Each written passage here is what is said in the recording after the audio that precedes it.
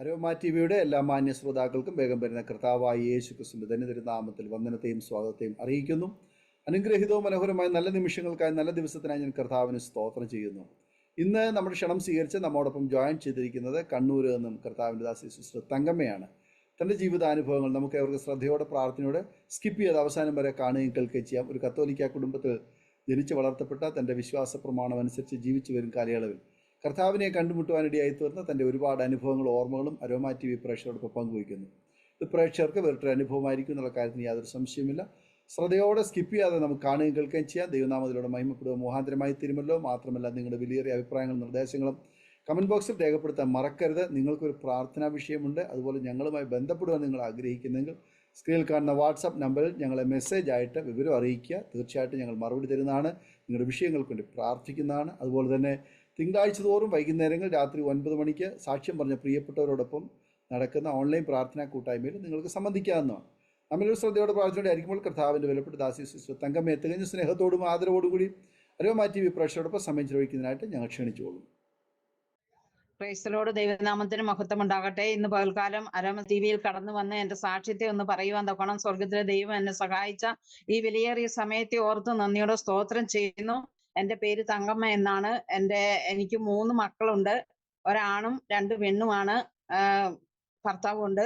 ദൈവത്തിന് സ്തോത്രം. ഞങ്ങൾ അങ്ങനെ ജീവിതത്തിൽ അങ്ങനെ പോയിക്കൊണ്ടിരിക്കുന്നു. ദൈവത്തിന് സ്തോത്രം. ഞാൻ രക്ഷിക്കപ്പെട്ട വിധങ്ങളെ കുറിച്ചാണ് ആദ്യം പറയുവാൻ തക്കോണം താല്പര്യപ്പെടുന്നത്. ദൈവത്തിന് സ്തോത്രം. ഞാൻ രക്ഷിക്കപ്പെട്ടെന്ന് പറഞ്ഞിട്ടുണ്ടെങ്കിൽ ഞാൻ കത്തോലിക്ക തിരുസഭയായിരുന്നു. കത്തോലിക്ക തിരുസഭ എന്ന് പറഞ്ഞാൽ അത് മാത്രമേ ഉള്ളൂ കർത്താവിന്റെ മണവാട്ടിയാകുന്ന സഭ എന്നാണ് ഞാൻ പഠിച്ചു വെച്ചിരുന്നതും എൻ്റെ ചിന്തയിലുണ്ടായിരുന്ന കാര്യവും അങ്ങനെ തന്നെയായിരുന്നു. എൻ്റെ ചെറുപ്പം തൊട്ട് എനിക്ക് വിശുദ്ധി, നിഷ്കളങ്കത, അങ്ങനെയുള്ള കാര്യങ്ങള്, സത്യം എന്നൊക്കെ എനിക്ക് അങ്ങനെയുള്ള കാര്യങ്ങളിലൊക്കെ ഞാൻ വളരെയധികം താല്പര്യപ്പെട്ട് ജീവിക്കുന്ന ഒരു വ്യക്തിയായിരുന്നു. 7ാം ക്ലാസ്സിൽ പഠിക്കുന്ന സമയത്താണ് ഞാൻ രക്ഷിക്കപ്പെടുവാൻ ഇടയായി തീർന്നത്. ദൈവത്തിന് നന്ദിയോടെ സ്തോത്രം ചെയ്യുന്നു. എൻ്റെ പിതാവിന്റെ അനുജന്റെ വീട്ടില് ഒരു പിതാവിന്റെ അനുജന്റെ ഭാര്യയുടെ ഒരമ്മാവൻ അവിടെ കടന്നു വരുവാനിടയായി തീർന്നു. അദ്ദേഹം വന്നത് ഈ സഭയായിട്ടാണ്. അങ്ങനെ ആ വീട്ടിൽ രാത്രിയും പകലും എല്ലാം പാട്ട് പാടലും കൈകൊട്ടലും ഒച്ചപ്പാടും ഡ്രമ്മടിയൊക്കെ ഇങ്ങനെ പോയിക്കൊണ്ടിരുന്നു. ആ സമയത്ത് എനിക്ക് ഇതൊക്കെ ഞാൻ അറിഞ്ഞു വന്നപ്പോൾ ഇവര് ആഭരണം ഇടാത്ത ഒരു പാർട്ടിയാണെന്ന് ഞാൻ അറിയുവാനിടയായി. അങ്ങനെ ഞാൻ അറിഞ്ഞപ്പോൾ എനിക്ക് ഇവരോട് ഭയങ്കര വിദ്വേഷം, കയ്പും വൈരാഗ്യമായി. എൻ്റെ പിതാവിന്റെ അനുജൻ ഉപ്പാപ്പനോട് പോലും ഞാൻ മിണ്ടാതെയായി. കുഞ്ഞമ്മയോട് പോലും ഞാൻ മിണ്ടാതെയായി. അവരുടെ മക്കളോട് പോലും ഞാൻ മിണ്ടാതെയായി. ഞാൻ അവിടെ കയറാതെയായി. അങ്ങനെ വളരെ എതിർപ്പ് പ്രകടിപ്പിക്കുന്ന അവരെ കാണുമ്പോഴേക്കും എൻ്റെ മുഖം എത്ര കറുപ്പിച്ച് പിടിക്കാവോ അത്രത്തോളം ഞാൻ കറുപ്പിച്ച് പിടിക്കുമായിരുന്നു. അങ്ങനെ ഞാൻ മുൻപോട്ട് പോയിക്കൊണ്ടിരിക്കുകയായിരുന്നു. പിന്നെ അവര് ചെറിയൊരു ഷെഡ് വെച്ച് ഒരു പള്ളിയായിട്ട് അങ്ങനെ അവര് ആരാധന തുടങ്ങി. ആരാധന തുടങ്ങുന്ന സമയത്ത് കുറച്ചു നാൾ ഇങ്ങനെ ആരാധന കഴിഞ്ഞുകൊണ്ടിരുന്നപ്പോ ഒരു ദിവസം എൻ്റെ സഹോദരി എന്നെ പറഞ്ഞു, നമുക്ക് പള്ളിയിലൊന്ന് പോകാം എന്ന് പറഞ്ഞു. എന്നെ ഒരുക്കിക്കൊണ്ട് പള്ളിയിൽ പോയി. തൊട്ട് മുറ്റത്താണെങ്കിലും റോട്ടിൽ ഇറങ്ങിയിട്ട് വേണം കുറച്ച് ഒരു 10 കാച്ചോട് വെച്ച പള്ളിയുടെ മുറ്റത്ത് ചെന്ന് കയറാം. ഞങ്ങളുടെ തൊട്ട് അതിര് തന്നെയാണ്. അപ്പൊ ഞാൻ സഹോദരിയോട് വരുന്നില്ല എന്ന് എനിക്ക് പറയാൻ പറ്റാത്ത ഒരവസ്ഥയില് ഞാൻ സഹോദരിയുടെ പുറകെ ഇങ്ങനെ മെല്ലെ പോയിക്കൊണ്ടിരുന്നു. അങ്ങനെ പോയിക്കൊണ്ടിരുന്ന സമയത്ത് സഹോദരി എന്ന് പള്ളിയുടെ മുറ്റത്തേക്ക് കയറിയപ്പം ഞാൻ അവിടുന്ന് തിരിച്ച് ഒരൊറ്റ ഓട്ടം കൊടുത്തു. വീട്ടിൽ വന്ന് ഞാൻ പാവാടയും ബ്ലൗസും ഒക്കെ മാറിയിട്ട്, അന്ന് പെറ്റിക്കോട്ട് ഇട്ടുകൊണ്ട് നടക്കുന്ന സമയമാണ്. ഞാൻ പെറ്റിക്കോട്ട് എടുത്തിട്ട് ഞങ്ങളുടെ വീടിന്റെ ഇടതുവശത്താണ് പള്ളി, വലതുവശത്ത് വേറൊരാളുടെ സ്ഥലമായിരുന്നു. ആ സ്ഥലത്ത് ഞാൻ അവിടെ ഇങ്ങനെ കമ്മ്യൂണിസ്റ്റിന്റെ കാർഡ് ഇങ്ങനെ പന്തൽ പോലെ നിൽക്കുന്ന ഒരനുഭവം ഉണ്ടായിരുന്നു. അത് അവിടെ വെട്ടി തെളിച്ചിട്ടൊന്നുമില്ല. എങ്കിലും ഞാൻ അവിടെ കയറിയിരുന്നു. അവിടെ കയറിയിരുന്ന് ഞാൻ വിചാരിച്ചു, എന്നെ എന്തായാലും ഞാൻ വീട്ടിലിരുന്നിട്ടുണ്ടെങ്കിൽ എൻ്റെ സഹോദരി വന്ന് എന്നെ കൂട്ടിക്കൊണ്ട് പോകുമെന്നുള്ള ആ ഒരു മനസ്സ് കാരണം എനിക്ക് വീട്ടിലിരിക്കാൻ തോന്നിയില്ല. ഞാൻ ആ കാടിനുള്ളിൽ കയറിയിരുന്നു. പക്ഷെ ഇവര് പാടുന്നതും പ്രാർത്ഥിക്കുന്നതും പാസ്റ്റർ പ്രസംഗിക്കുന്നതെല്ലാം എനിക്ക് കേൾക്കാമായിരുന്നു. ഞാൻ അതൊക്കെ കേട്ടുകൊണ്ട് അവിടെ ഇരുന്നു. പ്രാർത്ഥന കഴിഞ്ഞ് ഒരു വെള്ളിയാഴ്ചയായിരുന്നു, അന്ന് എനിക്ക് പഠിത്തമില്ലായിരുന്നു. അപ്പോ സഹോദരി പ്രാർത്ഥന കഴിഞ്ഞ് വീട്ടിലെത്തുന്നോടെ വരെ ഞാൻ ആ കാടിനകത്ത് കുത്തിയിരുന്നു.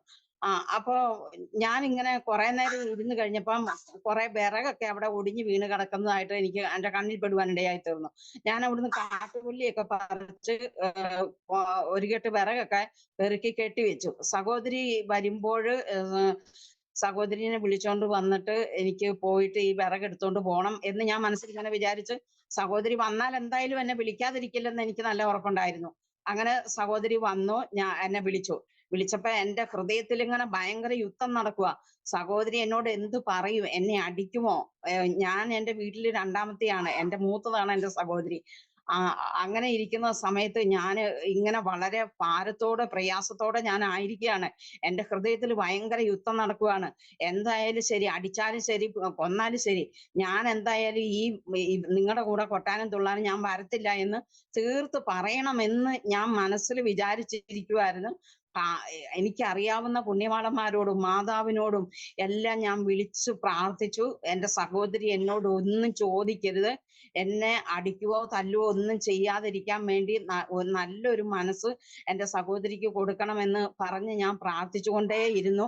ആ കാടിനകത്ത് ഞാൻ കുത്തിയിരുന്നു. അവസാനം സഹോദരി പ്രാർത്ഥന കഴിഞ്ഞ് ഭവനത്തിലെത്തി.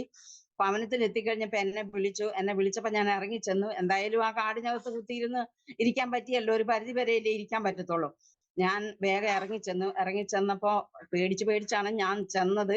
പേടിച്ചിട്ട് തന്നെ വിറയ്ക്കുവാണ്. എന്നാലും ഞാന് ഇറങ്ങിച്ചെന്നു. ഒരു ധൈര്യമൊക്കെ അഭിനയിച്ചാണ് ഞാൻ ഇറങ്ങിച്ചെന്നത്. ദൈവത്തിന് സ്തോത്രം. അങ്ങനെ ഞാൻ ഇറങ്ങിച്ചെന്നപ്പോ എന്റെ സഹോദരി എന്നോടൊന്നും പറഞ്ഞില്ല, ഒന്നും ചോദിച്ചില്ല. നമുക്ക് കഞ്ഞി കുടിക്കാമെന്ന് പറഞ്ഞു. അങ്ങനെ ഞാൻ പറഞ്ഞു, പിന്നെ അവിടെ ഞാൻ കുറച്ച് വിറക് പെറുക്കി കെട്ടി വെച്ചിട്ടുണ്ട്. അത് ഞാൻ എടുക്കാൻ നോക്കിയിട്ട് എനിക്ക് എടുക്കാൻ പറ്റുന്നില്ല. അപ്പൊ അങ്ങനെ ആ വിറക് നമുക്ക് എടുത്തോണ്ട് വന്നിട്ട് നമുക്ക് കഞ്ഞി കുടിക്കാന്ന് ഞാൻ സഹോദരിയോട് പറഞ്ഞു. ദൈവത്തിന് സ്തോത്രം. സഹോദരി വന്നു എന്റെ കൂടെ. ഞങ്ങൾ രണ്ടുപേരും കൂടെ പോയി ആ വിറക് സഹോദരി എടുത്തു. അങ്ങനെ ഞങ്ങള് ഭവനത്തിലേക്ക് വരുവാനിടയായി തീർന്നു. വിറക് കൊണ്ടിട്ടിട്ട് ഞങ്ങൾ സഹോദരി വേഗം കഞ്ഞി വിളമ്പി. ഞങ്ങൾ കഞ്ഞി കുടിച്ചു. എങ്കിലും കഞ്ഞി കുടിക്കാൻ ഇരിക്കുമ്പോഴും എന്റെ ഹൃദയത്തിൽ നടക്കുന്ന യുദ്ധം എന്ന് പറയുന്നത്, സഹോദരി എന്നോട് എന്തെങ്കിലും പറയുമോ, എന്നെ വഴക്ക് പറയുമോ, എന്നെ തല്ലുമോ എന്നുള്ള പേടി എന്റെ ഉള്ളിലുണ്ട്. എങ്കിലും ഞങ്ങള് കഞ്ഞിയൊക്കെ കുടിച്ചു. കഞ്ഞി കുടിച്ചു കഴിഞ്ഞ് സഹോദരി എന്നോടൊന്നും പറയുന്നില്ല. അപ്പൊ ഞാൻ വിചാരിച്ചു, എന്നോടൊന്നും ചോദിച്ചില്ല. ഞാൻ വിചാരിച്ചു എന്റെ സഹോദരിയുടെ ഈ അവസ്ഥയ്ക്ക് ഞാൻ പുണ്യവാളന്മാരോടും മാതാവിനോടൊക്കെ പ്രാർത്ഥിച്ചപ്പം ആ പ്രാർത്ഥന അവര് കേട്ടു. അവര് കേട്ടത് കൊണ്ടാണ് സഹോദരി എന്നോടൊന്നും പറയാത്തത്. അവരുടെ ശക്തിയെക്കുറിച്ച് ഞാന് വീണ്ടും മനസ്സിലാക്കുവാൻ ഇടയായി തീർന്നു. അങ്ങനെ ആ ദിവസം അങ്ങനെ അങ്ങ് കഴിഞ്ഞുപോയി. എന്നോടൊന്നും ചോദിച്ചില്ല. ആ ദിവസത്തില് എന്നോടൊന്നും ചോദിച്ചില്ല. അതിനുശേഷം ചോദിച്ചില്ല. പിന്നെ ഒരു ദിവസം വീട്ടിൽ ഇതുപോലെ പ്രാർത്ഥിച്ചുകൊണ്ടിരുന്നപ്പോഴ് എന്റെ പിതാവെന്ന് പറയുന്നത് ഈ വാഴക്കൊലയൊക്കെ എടുത്ത് കച്ചവടം ചെയ്യുന്ന ഒരു ആളായിരുന്നു. അത് വെട്ടിക്കൊണ്ട് ടൗണിൽ കടയിൽ കൊണ്ട് കൊടുത്ത് നിന്ന് കിട്ടുന്ന തുച്ഛമായ വരുമാനം കൊണ്ടായിരുന്നു ഞങ്ങൾ ജീവിച്ചു പോയിക്കൊണ്ടിരുന്നത്. അപ്പൊ പിതാവ് ചിലപ്പോ സന്ധ്യക്കൊന്നും വരാൻ കഴിഞ്ഞെന്ന് വരികയില്ല. ചിലപ്പോ 8 മണിയൊക്കെ കഴിഞ്ഞായിരിക്കും വരുന്നത്. സന്ധ്യ ആകുമ്പോ തന്നെ ഇവര് പാട്ടുപാടി പ്രാർത്ഥിക്കുന്ന ഒരു അനുഭവം ഉണ്ടായിരുന്നു. ഞങ്ങള് സഹോദരിയൊക്കെ രക്ഷിക്കപ്പെടുന്നതിന് മുമ്പ് ഞങ്ങള് കുരിശ് വരയ്ക്കുന്ന സമയത്തും ആ സന്ധ്യാസമയത്ത് ഞങ്ങളത് ചെയ്യുമായിരുന്നു കൃത്യനിഷ്ഠയോടെ. എന്നാല് രക്ഷിക്കപ്പെട്ടതിന് ശേഷം ഇവര് ബൈബിൾ എടുത്തിരുന്ന് ബൈബിള് വായിക്കും, പാട്ട് പാടും, പ്രാർത്ഥിക്കും. ഇതാണ് ഇവര് ചെയ്തുകൊണ്ടിരിക്കുന്നത്. എന്നാൽ സഹോദരി എന്നോട് ഒരു വാക്ക് പറഞ്ഞു, എടി നിനക്ക് ചർച്ചിലേക്ക് വരാനല്ലേ നിനക്ക് പറ്റാത്തെ? ഇവിടെ ഇപ്പൊ ഞാനും ബേബിയല്ലേ ഉള്ളൂ. എന്റെ ആങ്ങളയുടെ പേര്, എന്റെ നേരെ ഇളയതാണ്, എന്റെ ആങ്ങളയുടെ പേര് ബേബി എന്നാണ്. ഞാനും ബേബിയല്ലേ ഇപ്പൊ ഇവിടെ ഉള്ളൂ. നീ ഞങ്ങളുടെ കൂടെ ഇവിടെ വന്നിരുന്നു ഒന്ന് പ്രാർത്ഥിക്കാൻ കൂട് എന്ന് എന്നോട് പറഞ്ഞു. എനിക്ക് എന്താണ് എന്റെ അവസ്ഥ എന്ന് എനിക്ക് പറയാൻ പറ്റത്തില്ല. എനിക്ക് ഇവരുടെ കൂടെ പോയി ഇരിക്കാനും പറ്റുന്നില്ല. ഇവരുടെ കൂടെ പോയി കുരിശ് വരയ്ക്കാനും പറ്റാത്ത ഒരവസ്ഥ എനിക്ക് വന്നു നേരിട്ടു. ഞാന് വേണമെന്നും വേണ്ടെന്നും ഇങ്ങനെ രണ്ട് മനസ്സാലെ ഞാൻ അറച്ച് വിറച്ച് പായിട്ടാണ് ഇവര് കസേരയൊന്നും ഞങ്ങളുടെ വീട്ടിലില്ല. അത്ര പാവപ്പെട്ട അവസ്ഥയിൽ ഞങ്ങൾ ജീവിക്കുകയായിരുന്നു. അങ്ങനെ പായിട്ട് ഇവരിരുന്ന് പാടാനും പ്രാർത്ഥിക്കാനും ഒരുങ്ങി ഇരുന്നച്ചാണ് എന്നെ വിളിച്ചത്. ഞാൻ ചെന്നിട്ട് ഈ പകുതി നിലത്തും പകുതി പായയിലും എന്ന പോലെ ഞാൻ അറച്ചു വിറച്ച് ഞാൻ അവിടെ ഇരുന്നിട്ട് ഞാനിങ്ങനെ വിചാരിച്ചു, ദൈവമേ, ഇവരുടെ കൂടെ ഇരുന്ന് ഇങ്ങനെ പ്രാർത്ഥിക്കേണ്ട ഒരവസ്ഥ എനിക്ക് വന്നല്ലോ. എനിക്ക് എന്റെ പുണ്യാളൻ ഞാൻ ആദ്യം പ്രാർത്ഥിച്ച പ്രാർത്ഥന കേട്ട് എന്റെ സഹോദരി എന്നോട് വഴക്ക് പറയുവോ, തല്ലുവോ ഒന്നും ചെയ്യാത്ത അവസ്ഥയിൽ കൂടെ സഹോദരിയെ നിയന്ത്രിച്ചല്ലോ. ഇതിൽ നിന്നും എന്നെ വിടുവിക്കാൻ സഹോദരിക്ക്, നിനക്ക് ഇഷ്ടമില്ലെങ്കിൽ എഴുന്നേറ്റ് പൊക്കോ എന്ന് സഹോദരി ഒന്ന് പറഞ്ഞു കിട്ടാൻ വേണ്ടിയിട്ട് ഞാൻ എന്റെ അന്തരാത്മാവിൽ പ്രാർത്ഥിച്ചുകൊണ്ടിരുന്നു. എന്നാൽ സഹോദരി അത് പറയുവാനിടയായി തീർന്നില്ല. സഹോദരനും കൂടി രണ്ട് പാട്ടുകൾ പാടി മധ്യഭാഗത്തുള്ള പുസ്തകം സങ്കീർത്തനമാണോ എന്താണെന്ന് എനിക്കറിയില്ല. മധ്യഭാഗത്തു നിന്നുള്ള പുസ്തകത്തിൽ നിന്ന് അവരൊരു അധ്യായം വായിച്ചതിന് ശേഷം അവര് പ്രാർത്ഥിക്കാൻ തുടങ്ങി. ഇങ്ങനെ പ്രാർത്ഥിക്കാൻ തുടങ്ങുന്ന സമയത്ത് എനിക്ക് ഒരു അനുഭവം ഉണ്ടായി. എന്ന് വെച്ചാല് ഇവര് ആഭരണം ഇടാത്ത ഒരു പാർട്ടിയാണ്, കൂട്ടരാണെന്ന് അറിഞ്ഞപ്പോ തൊട്ട്, എനിക്ക് സ്വർണത്തിന്റെ ഒന്നും ഇല്ല എങ്കിൽ തന്നെ ഈ മുക്കിന്റെ ഒക്കെയാണ് മേടിച്ചിട്ടുകൊണ്ട് നടക്കുന്നത്, എന്നാലും ഇത് ഉപയോഗിക്കാത്ത ഒരു പാർട്ടിയാണെന്നുള്ളത് ഞാൻ അതിനു മുമ്പ് ഇങ്ങനെ കേട്ടിട്ടേ ഇല്ല, ഞാൻ കണ്ടിട്ടേ ഇല്ല, ഞാൻ അറിഞ്ഞിട്ടേ ഇല്ല. അങ്ങനെ ഇരിക്കുന്ന സന്ദർഭത്തില് ഇങ്ങനെ ഒരു സഭയെ കുറിച്ച് എനിക്ക് കേൾക്കുവാൻ ഇടയായപ്പോ ഞാൻ അങ്ങേയറ്റം അതിനോട് വെറുക്കുകയും അതിനോട് എതിർക്കുകയും ഒക്കെ ചെയ്തുകൊണ്ടിരുന്നു. എന്നാൽ എനിക്ക് വ്യക്തിപരമായിട്ട് ആരോടും പറഞ്ഞെതിർക്കാൻ എനിക്ക് പറ്റത്തില്ല. എന്റെ ഉള്ളിലാണ് എന്റെ എതിർപ്പ് മുഴുവൻ ഇരിക്കുന്നത്. അങ്ങനെ ഞാൻ ഈ പായയിലിരുന്നു. അവരിങ്ങനെ പ്രാർത്ഥിക്കാൻ തുടങ്ങുന്ന സമയത്ത് എനിക്കൊരു അനുഭവം ഉണ്ടായി. എന്റെ തലയിൽ നിന്ന് വലിയൊരു ഒരു ഭാരം അത് ഇങ്ങനെ രണ്ടായിട്ട് രണ്ടു വശത്തേക്ക് അത് പിളർന്ന് എന്റെ ഒരത്തെ കൂടെ ഇറങ്ങി എന്റെ ശരീരത്തോഴി ഇറങ്ങി പാദത്തോഴി അത് എന്നിൽ നിന്ന് ഇറങ്ങിപ്പോകുന്ന ഒരു അനുഭവം എനിക്ക് നേരിടുവാനിടയായി തീർന്നു. ദൈവത്തിന് സ്തോത്രം. ഞാൻ അപ്പൊ കണ്ണടച്ചിരിക്കുക. എനിക്ക് ഞാനിങ്ങനെ ഓർത്തോണ്ടിരിക്കുക, ഇതെന്താണെന്ന് ഓർത്തോണ്ടിരിക്കുക. അപ്പൊ ഞാൻ ഒരു ശബ്ദം കേൾക്കുകയാണ്, എന്റെ ആത്മാവില്ലാത്തവൻ എനിക്കുള്ളവനല്ല, എന്റെ ആത്മാവില്ലാത്തവൻ എനിക്കുള്ളവനല്ല. ഈ ശബ്ദം ഞാൻ കേട്ടുകൊണ്ടേയിരിക്കുകയാണ്. ഈ അനുഭവം എനിക്ക് വന്നു, ഈ ശബ്ദവും ഞാൻ കേട്ടുകൊണ്ടേയിരിക്കുകയാണ്. ദൈവത്തിന് സ്തോത്രം. അങ്ങനെ ഇരിക്കുന്ന സമയത്ത് അതുപോലെ തന്നെ ഈ അനുഭവവും ഉണ്ടായി. ഈ ശബ്ദവും ഞാൻ കേൾക്കുന്ന സമയത്ത് ഒരു കലം വെള്ളം കലത്തോടെ എടുത്ത് എന്റെ തലയിൽ കൊണ്ട് കമത്തിയിട്ടുണ്ടെങ്കിൽ എത്രമാത്രം ഞാൻ നനയും, അത്രമാത്രം എന്നെ വിയർത്തൊഴുകി ഞാൻ ഇരുന്ന സ്ഥലം മുഴുവനും പായും നിലവും മുഴുവനും നനഞ്ഞു.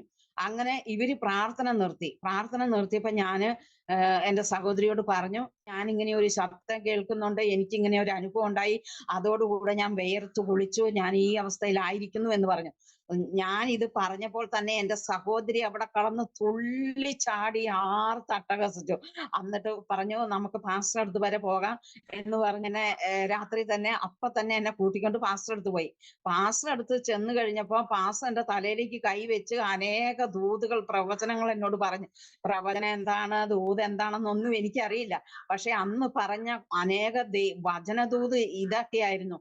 ഞാൻ നിന്നെ വീണ്ടും ജനിപ്പിച്ചിരിക്കുന്നു, അതെ, കെടുന്ന ബീജത്താലല്ല കെടാത്തത് നിലനിൽക്കുന്നതുമായ ദൈവവചനത്താൽ തന്നെ ഞാൻ വീണ്ടും നിന്നെ ജനിപ്പിച്ചിരിക്കുന്നു, നീ എനിക്കുള്ളവളാണ് എന്ന് പറയുവാനിടയായി തീർന്നു. അതുപോലെ ക്രൂശിന്റെ വചനം നശിച്ചു പോകുന്നവർക്ക് പോഷത്വവും രക്ഷിക്കപ്പെടുന്നവർക്ക് ദൈവശക്തിയുമാണെന്ന് ആ പാസ്റ്റർ എന്നോട് പറയുവാനിടയായി തീർന്നു. എന്റെ തലയിൽ കൈ വെച്ചിട്ടാണ് ഇതൊക്കെ എന്നോട് പറയുന്നത്. എങ്കിലും ഞാനതെല്ലാം ഉൾക്കൊണ്ടു. എങ്കിൽ തന്നെ എനിക്ക് അത്രമാത്രം വചനത്തെ കുറിച്ച് ഒരു പിടിപാടില്ല. എന്ന് വെച്ചിട്ടുണ്ടെങ്കിൽ കത്തോലിക്ക സഭ എന്ന് പറഞ്ഞിട്ടുണ്ടെങ്കിൽ അവര് ബൈബിള് വായിക്കാൻ സമ്മതിക്കാത്ത ഒരു കാലഘട്ടമായിരുന്നു അന്ന്. ബൈബിൾ എവിടെയെങ്കിലും വെച്ച് മെഴുകുതിരി കത്തിക്കുക, ചന്ദനത്തിരി കത്തിക്കുക, അതിനെ പൂജിച്ച് വെക്കുക, അതിനെ തൊട്ടുമൊത്തുക, ഇതൊക്കെയാണ് ഞാൻ പഠിച്ചു വെച്ചിരിക്കുന്നത്. പക്ഷെ ഞാൻ ഇത് പാസ്റ്ററിനോട് ഇതൊക്കെ പറഞ്ഞു കഴിഞ്ഞപ്പോ പിന്നെ അങ്ങനെ പ്രാർത്ഥിച്ച് എന്നെ വിടുവാനിടയായി തീർന്നു. ദൈവത്തിന് നന്ദിയോട് സ്തോത്രം. അങ്ങനെ പ്രാർത്ഥിച്ചു വിട്ടതിന് ശേഷം ഈ ഒരു അനുഭവം എന്നിൽ നടന്നപ്പോ തന്നെ എനിക്ക് മദ്യപാന്മാർക്ക് മദ്യപാനത്തോടുള്ള ആസക്തി വിട്ടുപോകുന്നത് പോലെ ഈ ആവരണത്തോടുള്ള ആസക്തി എന്നിൽ നിന്ന് അങ്ങ് വിട്ടുപോയി. എനിക്ക് പിന്നെ ഇവരുടെ കൂടെ പോണം, എനിക്ക് പാടണം, പ്രാർത്ഥിക്കണം. എന്റെ ആത്മാവില്ലാത്തവൻ എനിക്കുള്ളവനെന്ന് എന്നോട് ദൈവം സംസാരിച്ചെങ്കിൽ ആ ആത്മാവിനെ എനിക്ക് പ്രാപിച്ചെടുക്കണം എന്നുള്ള ആ ഒരു വാഞ്ചയും ആഗ്രഹവും എന്റെ ജീവിതത്തിൽ ഉണ്ടാകുവാൻ തക്കോണം ഇടയായി. അങ്ങനെ പിറ്റേ ആഴ്ച തൊട്ട് ഞാൻ സൺഡേ സ്കൂളിൽ പോകാൻ ഇടയായി തീർന്നു. ഞാൻ 7ാം ക്ലാസ്സിൽ പഠിക്കുന്ന സമയത്താണ്. ഇന്ന് 7ാം ക്ലാസ്സിൽ പഠിക്കുന്ന കുട്ടികളെ സംബന്ധിച്ച് നോക്കുമ്പോൾ അന്ന് 10ാം ക്ലാസ്സിൽ പഠിക്കുന്ന കുട്ടിയുടെ അത്രേ ഉള്ളൂ. പക്ഷെ അന്ന് ഞാൻ അത്ര ചെറുതാണ്. എങ്കിലും ഞാന് സൺഡേ സ്കൂളിന് പോയി സൺഡേ സ്കൂൾ പഠിക്കുവാൻ ഇടയായി തീർന്നു. അങ്ങനെ വിവിധ നിലകളിൽ പിന്നെ ബൈബിൾ വായിക്കുവാൻ ഇടയായി തീർന്നു. അങ്ങനെ വചനങ്ങളെല്ലാം പഠിച്ചു. അങ്ങനെ കുറച്ചുനാൾ കഴിഞ്ഞപ്പോൾ ഞാന് എന്റെ ഈ കേട്ട ശബ്ദം എന്ന് പറയുന്നത് എന്റെ ആത്മാവില്ലാത്തവൻ എനിക്കുള്ളവനല്ല. ആ ഒരു ശബ്ദത്തെ മുറുകെ പിടിച്ചുകൊണ്ട് അങ്ങനെ കർത്താവിന്റെ ആത്മാവ് എനിക്ക് നൽകപ്പെടണം എന്നുള്ള പ്രാർത്ഥനയോടെ, ആഗ്രഹത്തോടെ, വാഞ്ചയോടെ പൗലോസ് പറയുന്നത് പോലെ ക്രിസ്തു നിങ്ങളിൽ ഉരുവാകുവോളം പ്രസവ വേദനപ്പെടുന്ന എന്റെ കുഞ്ഞുങ്ങളെ എന്ന് അഭിസംബോധന ചെയ്യുന്നത് പോലെ എന്റെ ഉള്ളിൽ അങ്ങനെ ഒരു വേദനയായി. എനിക്ക് ഈ ആത്മാവിനെ പ്രാപിച്ചെടുക്കണം എന്നുള്ള ആ ഒരു വേദനയോട് കൂടെയാണ് ഞാൻ രാത്രിയിലും പകലും ഊണിലും ഉറക്കത്തിലും എനിക്ക് ഈ ഒരു ചിന്ത മാത്രമേ ഉള്ളൂ. എനിക്ക് കർത്താവിന്റെ ആത്മാവിനെ പ്രാപിച്ചെടുക്കണം. അപ്പൊ അതിനു മുമ്പ് ഒരു കാര്യം ഉണ്ടായി. ഞാനിങ്ങനെ വിചാരിച്ചു, ഇവർക്ക് എന്താണ് ഭ്രാന്തിളകുവാണോ? ഇവര് ഈ ഭ്രാന്തിളകുമ്പോ ഇവർക്ക് എന്തെങ്കിലും സംഭവിക്കുന്നുണ്ടോ? ഇവരാരെങ്കിലും ഉപദ്രവിക്കുന്നുണ്ടോ എന്നറിയാൻ വേണ്ടിയിട്ട് ഞാൻ മെല്ലെ മെല്ലെ ഒരു ദിവസം ഒരു വെള്ളിയാഴ്ചയായിരുന്നു. ആ വെള്ളിയാഴ്ച പഠിത്തമില്ലാത്തൊരു വെള്ളിയാഴ്ചയായിരുന്നു. ഇവര് പാട്ടുപാടി ആത്മാവിൽ ഇങ്ങനെ കലപില പറയാൻ തുടങ്ങിയപ്പോഴേക്കും ഞാൻ മെല്ലെ മെല്ലെ എന്റെ വീട്ടിൽ നിന്ന് പോയി ഈ ആലയത്തിന്റെ അടുത്ത് ചെന്ന് ഞാൻ പമ്മി പമ്മി പോയിട്ട് ജനലിന്റെ അടുത്ത് പോയി മറവി ചെന്ന് നിന്നിട്ട് ഞാൻ എഴുന്നേറ്റ് നിവർന്നു കഴിഞ്ഞിട്ട് ഇവര് കലപില പറയാൻ തുടങ്ങിയപ്പോഴേക്കും ഞാൻ നോക്കുമ്പോ എനിക്കൊരു കാര്യം മനസ്സിലാക്കുവാൻ ഇടയായി തീർന്നു. ദൈവത്തിന് സ്തോത്രം. ഇവര് കണ്ണടച്ചിരുന്നാണ് ഈ അന്യഭാഷയൊക്കെ പറയുന്നത്. അവരെ അങ്ങോട്ടും ഇങ്ങോട്ടും ആരും തമ്മി നോക്കുകയാ, ആരും അറിയുന്നില്ല. ആരൊക്കെ എന്തൊക്കെ പറയുന്നെന്ന് ആരും വീക്ഷിക്കുന്നില്ല, ആരും അറിയുന്നില്ല. അപ്പോൾ ഞാൻ ഇവരെ നോക്കിയപ്പോ ഇവരുടെ മുഖം സൂര്യൻ ഉദിച്ചു വരുന്നത് എങ്ങനെയാണ് അത് മാത്രമേ എനിക്കിപ്പോ ഉപമയായിട്ട് പറയാൻ പറ്റുന്നുള്ളൂ. സൂര്യൻ ഉദിച്ചു വരുന്നത് എങ്ങനെയാണോ ആ ഒരു രീതിയിൽ ഞാന് കാണുവാനിടയായി തീർന്നു. ഇവരുടെ മുഖം അതുപോലെ അങ്ങ് ശോഭിക്കുക. ഇവര് കണ്ണടച്ചിരുന്നാണ് പറയുന്നത്. ഇത് കണ്ടപ്പോ ഞാൻ അവിടെ നിന്നിങ്ങനെ ചിന്തിച്ചു, എന്താണ് ഇതിലെന്തോ ഒരു കഥയുണ്ട്. അല്ലെങ്കിൽ പിന്നെ ഈ ആൾക്കാരൊക്കെ ഈ കമ്മലുമാലയെല്ലാം ഉപേക്ഷിച്ച് ഈ കാതും ഇല്ല കഴുത്തും ഇല്ലാതെ ഇങ്ങനെ അഴിച്ചുവിട്ട കാളയെ പോലെ ഇവരിങ്ങനെ നടക്കുകയല്ലോ. അപ്പൊ എന്തോ ഒരു സത്യം ഇതിനകത്തുണ്ട് എന്ന് ഞാൻ അവിടുന്ന് മനസ്സിലാക്കുവാനിടയായി തീർന്നു. അങ്ങനെ മനസ്സിലാക്കിയെങ്കിലും എന്റെ ഉള്ളത്തിൽ ഞാൻ അവിടുന്ന് ഒരു തീരുമാനം എടുത്തിട്ടാണ് ഞാൻ അവിടുന്ന് പോകുന്നത്. എന്താണ് എന്റെ തീരുമാനം എന്നറിയാമോ? ഞാനെങ്ങാനും ഇവരുടെ കൂടെ ഇനി അമ്മയും ഞാനുമാണ് എതിർത്ത് നിൽക്കുന്നത്. അപ്പോ ഈ ചാച്ചന്റെ കൂടെ, ഈ ചേച്ചിയുടെ കൂടെ, ആങ്ങളയുടെ കൂടെ ഇനി അമ്മയും കൂടെ അങ്ങ് പോയാ പിന്നെ എനിക്ക് നിലനിൽപ്പില്ല. ഞാൻ ഒറ്റയ്ക്ക് കത്തോലിക്ക പള്ളിയിലേക്ക് ചെന്നിട്ടുണ്ടെങ്കിൽ അവരെന്നെ സ്വീകരിക്കത്തില്ല. അപ്പനും അമ്മയും സഹോദരങ്ങളും പോയ കൂടെ നീയും പോയാ മതി, ഇനി നീ ഇങ്ങോട്ട് വരണ്ട എന്നുള്ള വാക്കല്ലേ അവര് പറയത്തുള്ളെന്ന് എന്റെ ഹൃദയത്തിൽ ഞാൻ ആഴമായിട്ട് ചിന്തിച്ചിട്ട് ഞാൻ അവിടുന്ന് ഒരു തീരുമാനം എടുക്കുകയാണ്. ഇവരുടെ കൂടെ കൊട്ടാനും പാടാനും തുള്ളാനും എന്ത് സത്യം ഉണ്ടെങ്കിലും എന്നെ കിട്ടത്തില്ല. അങ്ങനെ എങ്ങാനും എന്റെ ജീവിതത്തിൽ ഒരനുഭവം, ഒരവസ്ഥ കടന്നു വന്നാല് ആത്മഹത്യ ചെയ്ത് ഞാൻ എന്റെ ജീവിതത്തെ അവസാനിപ്പിക്കുമല്ലാതെ ഞാന് ഇവരുടെ കൂടെ തുള്ളാനും കൊട്ടാനും പാടാനും എന്നെ കിട്ടത്തില്ല എന്നുള്ള ആ ആത്മഹത്യയുടെ തീരുമാനം എടുത്തിട്ടാണ് ഞാൻ അവിടുന്ന് പോരുന്നത്. ഞാൻ പോകുന്നതും വരുന്നതും ആരും എന്നെ കാണരുത്, ദൈവം പോലും എന്നെ കാണരുതെന്ന് വിചാരിച്ചാണ് ഞാൻ പോയത്. പക്ഷെ മാനുഷികമായിട്ട് ആരും എന്നെ കണ്ടില്ല. എന്നാൽ സ്വർഗം എന്നെ കണ്ടിരുന്നു എന്നെന്ന് എനിക്ക് മനസ്സിലാക്കുവാനിടയായി തീർന്നു. ദൈവത്തിന് സ്തോത്രം. അങ്ങനെ ഞാൻ അവിടുന്ന് പോകുന്നതിന് ശേഷമാണ് ഈ സഹോദരി എന്നെ പ്രാർത്ഥനയ്ക്ക് രാത്രി വീട്ടിൽ വിളിക്കുന്നതും വിളിച്ചിരുത്തുന്നതും പ്രാർത്ഥിക്കുന്നതും ഇതൊക്കെ സംഭവിക്കുന്നത്. സക്കായി വിചാരിച്ചതുപോലെ ഞാൻ വിചാരിച്ചു. സക്കായി ആരാന്നുള്ളത് എനിക്കറിയില്ല. പക്ഷെ എന്റെ ഉള്ളത്തിൽ ഉള്ള ചിന്ത, ഞാൻ ഇങ്ങനെ പമ്മി പോയി നോക്കുന്നത് ആരുടെയും ദൃഷ്ടിയിൽ അകപ്പെടരുത്, ആരും എന്നെ കാണരുത്, എന്നാൽ എനിക്ക് ഇതൊന്ന് കാണുകയും ചെയ്യണമെന്ന്. സക്കായി അങ്ങനെയാണല്ലോ, അത്തിമരത്തിന്റെ മണ്ടയിൽ കയറിയിരുന്ന് അങ്ങനെയാണല്ലോ വിചാരിച്ചത്. എനിക്ക് യേശുവിനെ ഒന്ന് കാണാം, പക്ഷെ എന്നെ ആരും കാണരുത്. ആ ഒരു നിബന്ധനയെ കൂടെയാണ് ഞാൻ കടന്നുപോയത്. കടന്നുപോയി അത് കണ്ട് തിരിച്ചു വന്നു. തിരിച്ചു വന്നതിന് ശേഷം ഇങ്ങനെ കുറച്ചു നാൾ കഴിഞ്ഞപ്പോഴാണ് സഹോദരി എന്നെ വിളിച്ചതും ഇങ്ങനെ പ്രാർത്ഥന കാര്യങ്ങളൊക്കെ നടന്നതും. ദൈവദാസന് ഒരു വാക്ക് എന്നോടും കൂടെ പറഞ്ഞു, ഈ വചനമായിരുന്നു, ഞാൻ നിന്നെ ഉപദേശിച്ച് നടക്കേണ്ടുന്ന വഴി നിനക്ക് കാണിച്ചു തരും, ഞാൻ നിന്റെ മേൽ ദൃഷ്ടി വെച്ച് നിനക്ക് ആലോചന പറഞ്ഞു തരും, ഞാൻ നിന്നെ കരം പിടിച്ച് വഴി നടത്തും, ആരെല്ലാം ഉപേക്ഷിച്ചാലും ഞാൻ നിന്നെ ഉപേക്ഷിക്കത്തില്ല എന്നുള്ള ദൈവികമായിരിക്കുന്ന അനേക വാഗ്ദത്തങ്ങൾ എന്നോട് അരുളി ചെയ്യുവാനിടയായി തീർന്നു. അതൊക്കെ എൻ്റെ ജീവിതത്തിൽ ഇന്നും എനിക്ക് നിറവേറിക്കൊണ്ടിരിക്കുന്ന അവസ്ഥയാണ്. ഓരോ പാദവും ഞാൻ മുൻപോട്ട് എടുത്തു വെക്കണമെങ്കിൽ എൻ്റെ ജീവിതത്തിലെ പ്രയാസങ്ങളും പ്രതികൂലങ്ങളും നിമിത്തം ഞാൻ എങ്ങനെ ഒരു ദിവസം ഞാൻ ജീവിച്ചു പോകും, ഇരുണ്ട നേരം എങ്ങനെ വെളുപ്പിക്കും, വെളുത്ത നേരം എങ്ങനെ ഇരുളിക്കുമെന്ന് ചിന്തിച്ച സാഹചര്യങ്ങളിൽ കൂടിയാണ്, മരണത്തോട് മല്ലടിച്ചാണ് ഞാൻ എൻ്റെ ജീവിതം ഓരോ ദിവസവും തള്ളി നീക്കിക്കൊണ്ടിരുന്നത്. ദൈവത്തിന് നന്ദിയോടെ സ്തോത്രം ചെയ്യുന്നു. എന്നാൽ അതിൽ നിന്നെല്ലാം ദൈവം എന്നെ വിടുവിച്ചു. ഈ വചനം എന്നോട് പറഞ്ഞതുപോലെ തന്നെ എൻ്റെ കർത്താവ് എന്നെ ഉപദേശിച്ച് ഞാൻ നടക്കേണ്ടുന്ന പാത ഇതാണ് മകളെ വഴി, ഇതാണ് ശരി എന്ന് പറയത്തക്ക രീതിയിൽ ദൈവം ആലോചനകളും അരുളപ്പാടുകളും ദൈവിക ശബ്ദങ്ങളും എന്നെ കേൾപ്പിച്ച് ഓരോ ദിവസം എന്നെ കരം പിടിച്ച് വഴി നടത്തുന്നു. അങ്ങനെ കുറച്ചു നാൾ കഴിഞ്ഞപ്പം എനിക്ക് ഈ ഒരൊറ്റ കാര്യമേ എനിക്കുള്ളൂ, എൻ്റെ ആത്മാവില്ലാത്തവൻ എനിക്കുള്ളവൻ അല്ലെന്ന് കർത്താവ് അരുളി ചെയ്തെങ്കിൽ ആ അതേ ആത്മാവിൽ എന്നെ പ്രാപിച്ചെടുത്തുകൊണ്ട് കർത്താവിന് ഉള്ളവളായി ജീവിക്കണം എന്ന് വിചാരിച്ചു. എൻ്റെ ഹൃദയത്തിലേക്ക് ഒരു ആകാംക്ഷ കടന്നു വന്നു. ഈ കർത്താവിനെ ലോകത്തോട് മുഴുവനും വിളിച്ചു പറയണം, ലോകത്തോട് മുഴുവനും സാക്ഷീകരിക്കണം, എൻ്റെ അനുഭവത്തെക്കുറിച്ച് മറ്റുള്ളവരോട് പറയണം എന്നുള്ള ആ ഒരു ചിന്ത എൻ്റെ ഉള്ളിൽ ഉണ്ടാകുവാനിടയായി തീർന്നു. ആ സമയത്ത് ഞാൻ കേട്ടുകൊണ്ടിരുന്ന പാട്ടാണ്, എനിക്ക് എൻ്റെ യേശുവിനെ കണ്ടാൽ മതി, ഇഹത്തിലെ മായ സുഖം വിട്ടാൽ മതി. അതിൻ്റെ ഓരോ ഈരടികളും എന്നെ വളരെ അധികമായി എന്നെ സന്തോഷിപ്പിക്കുകയും എന്നെ ആകർഷിക്കുകയും ചെയ്തു. അതെ, പ്രിയൻ എനിക്ക് ഇനിയേകും ദിനമൊക്കെയും ഉയർത്തിടാ സുവിശേഷ കൊടിമഞ്ഞ് എന്നുള്ള ആ ഈരടികളൊക്കെയും എന്നെ പിടിച്ചു കുലുക്കിയതാണ്. ദൈവത്തിന് സ്തോത്രം. അങ്ങനെ ഞാൻ അഭിഷേകം പ്രാപിക്കുവാൻ തൊക്കണം ആഗ്രഹത്തോടെ വാഞ്ചിയോടെ ഞാൻ ഇരിക്കുമ്പോൾ, അതെ, ഞാൻ അങ്ങനെ ആ ആഗ്രഹത്തിൽ ഇരിക്കുമ്പോൾ കുറച്ച് നാളുകൾ കഴിഞ്ഞതിന് ശേഷം ഞാൻ അഭിഷേകം പ്രാപിക്കാനിടയായി തീർന്നു.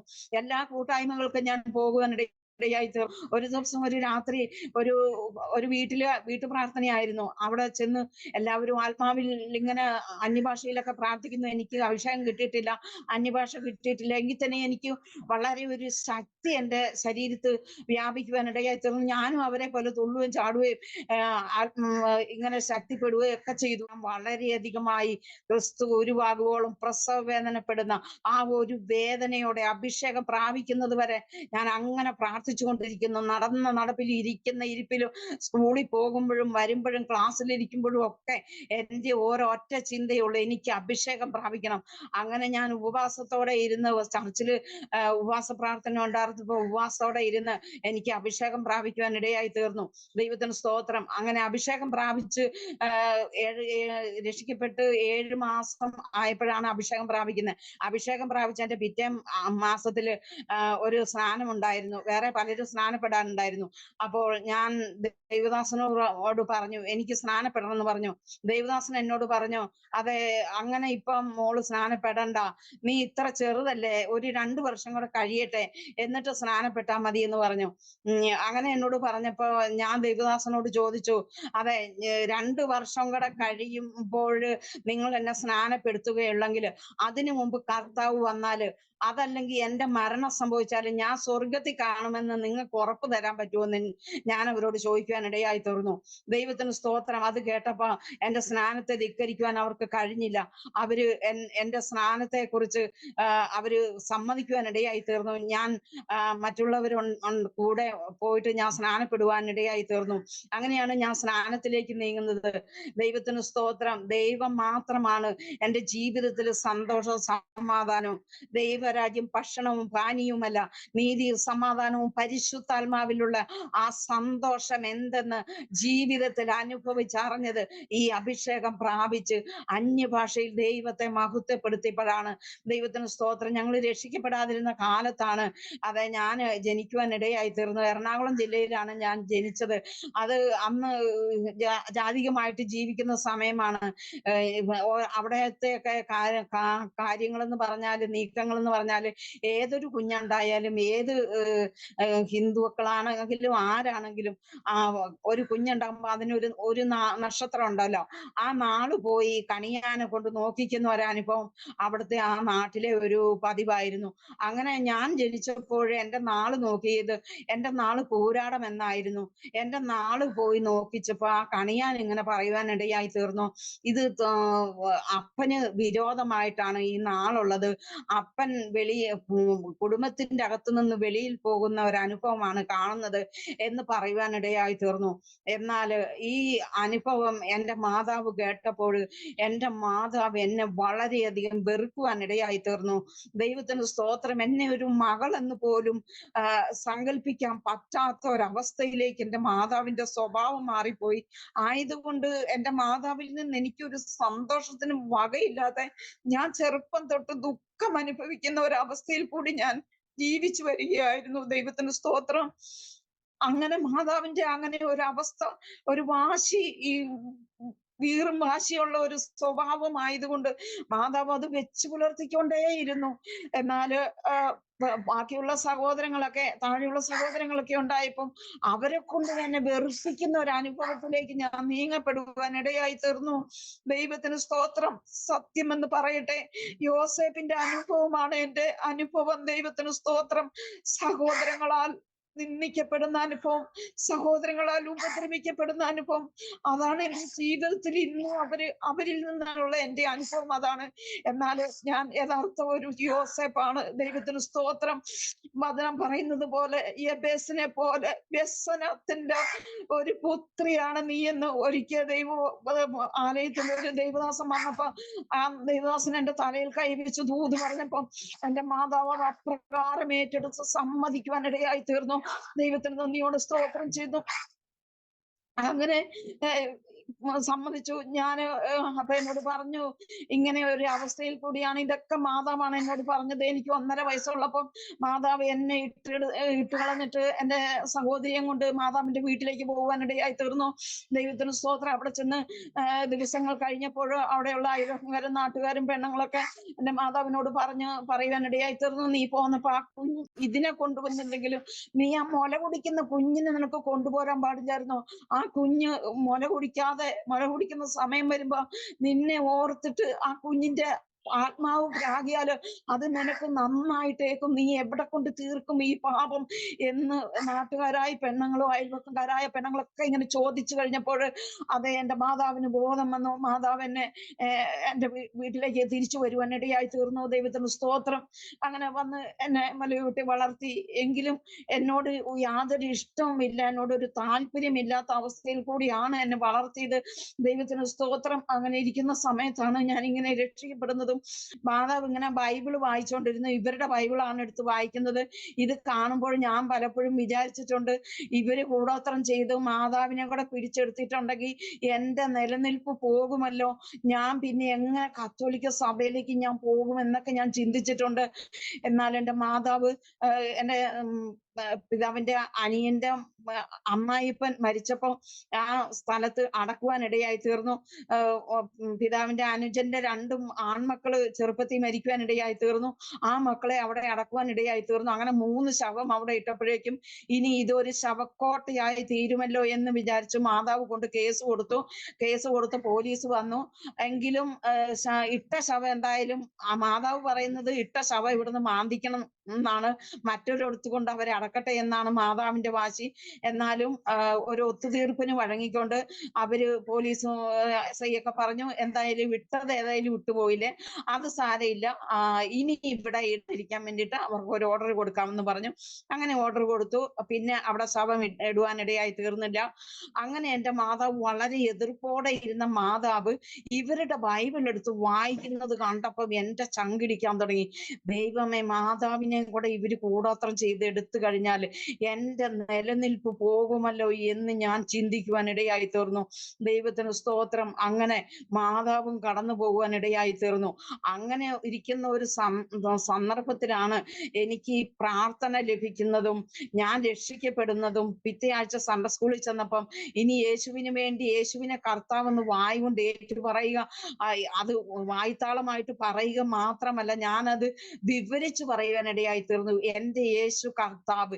ഇനി എന്റെ ജീവിതത്തിൽ കർത്തൃത്വം നടത്തുന്നത് എന്റെ യേശു മാത്രമാണെന്ന് ഞാനത് തിരിച്ചു പറയുവാനിടയായി തീർന്നു. അങ്ങനെ ഞാൻ രക്ഷിക്കപ്പെട്ടു, ഞാൻ സ്നാനപ്പെട്ടു, പരിശുദ്ധാത്മാവിന്റെ അഭിഷേകം പ്രാപിച്ചു. അഭിഷേകം പ്രാപിച്ചതിന് ശേഷമാണ് ഞാൻ സ്നാനപ്പെടുവാൻ ഇടയായി തീർന്നു. അന്ന് മുതൽ ഇന്ന് വരെ ദൈവം ഓരോ ദൈവിക ശബ്ദങ്ങളും ഓരോ പ്രവചനങ്ങളും വെളിപ്പാടുകളും ദൂതുകളും അരുളപ്പാടുകളും എല്ലാം എന്നെ കാണിക്കാറുണ്ട്. ആ കാണുന്നതൊക്കെയും അച്ചിട്ടമായിട്ട് സംഭവിക്കുവാൻ ഇടയായി തീർന്നിട്ടുണ്ട്. ദൈവത്തിന് നന്ദിയോടെ സ്തോത്രം ചെയ്യുന്നു. അങ്ങനെ ഞാൻ എൻ്റെ വിദ്യാഭ്യാസം എന്ന് പറഞ്ഞിട്ടുണ്ട്, ഞാൻ 7ാം ക്ലാസ്സിൽ പഠിച്ചുകൊണ്ടിരിക്കുന്ന സമയത്ത് തന്നെ എൻ്റെ സഹോദരി വിവാഹം കഴിച്ചു അയക്കുവാൻ ഇടയായി തീർന്നു. എൻ്റെ മാതാവിനോട് പറഞ്ഞു, ഇനി നീ പഠിക്കാൻ പോകണ്ട, 7ാം ക്ലാസ് വരെ നീ പഠിച്ചില്ലേ, ഇനി നീ പഠിച്ച് ഉദ്യോഗം മേടിക്കാനൊന്നും പോകുന്നില്ല, അതുകൊണ്ട് നീ പഠിക്കാൻ പോകണ്ട, എന്നോട് കൂടെ പണിക്ക് ഇറങ്ങണം എന്ന് പറയുവാൻ ഇടയായി തീർന്നു.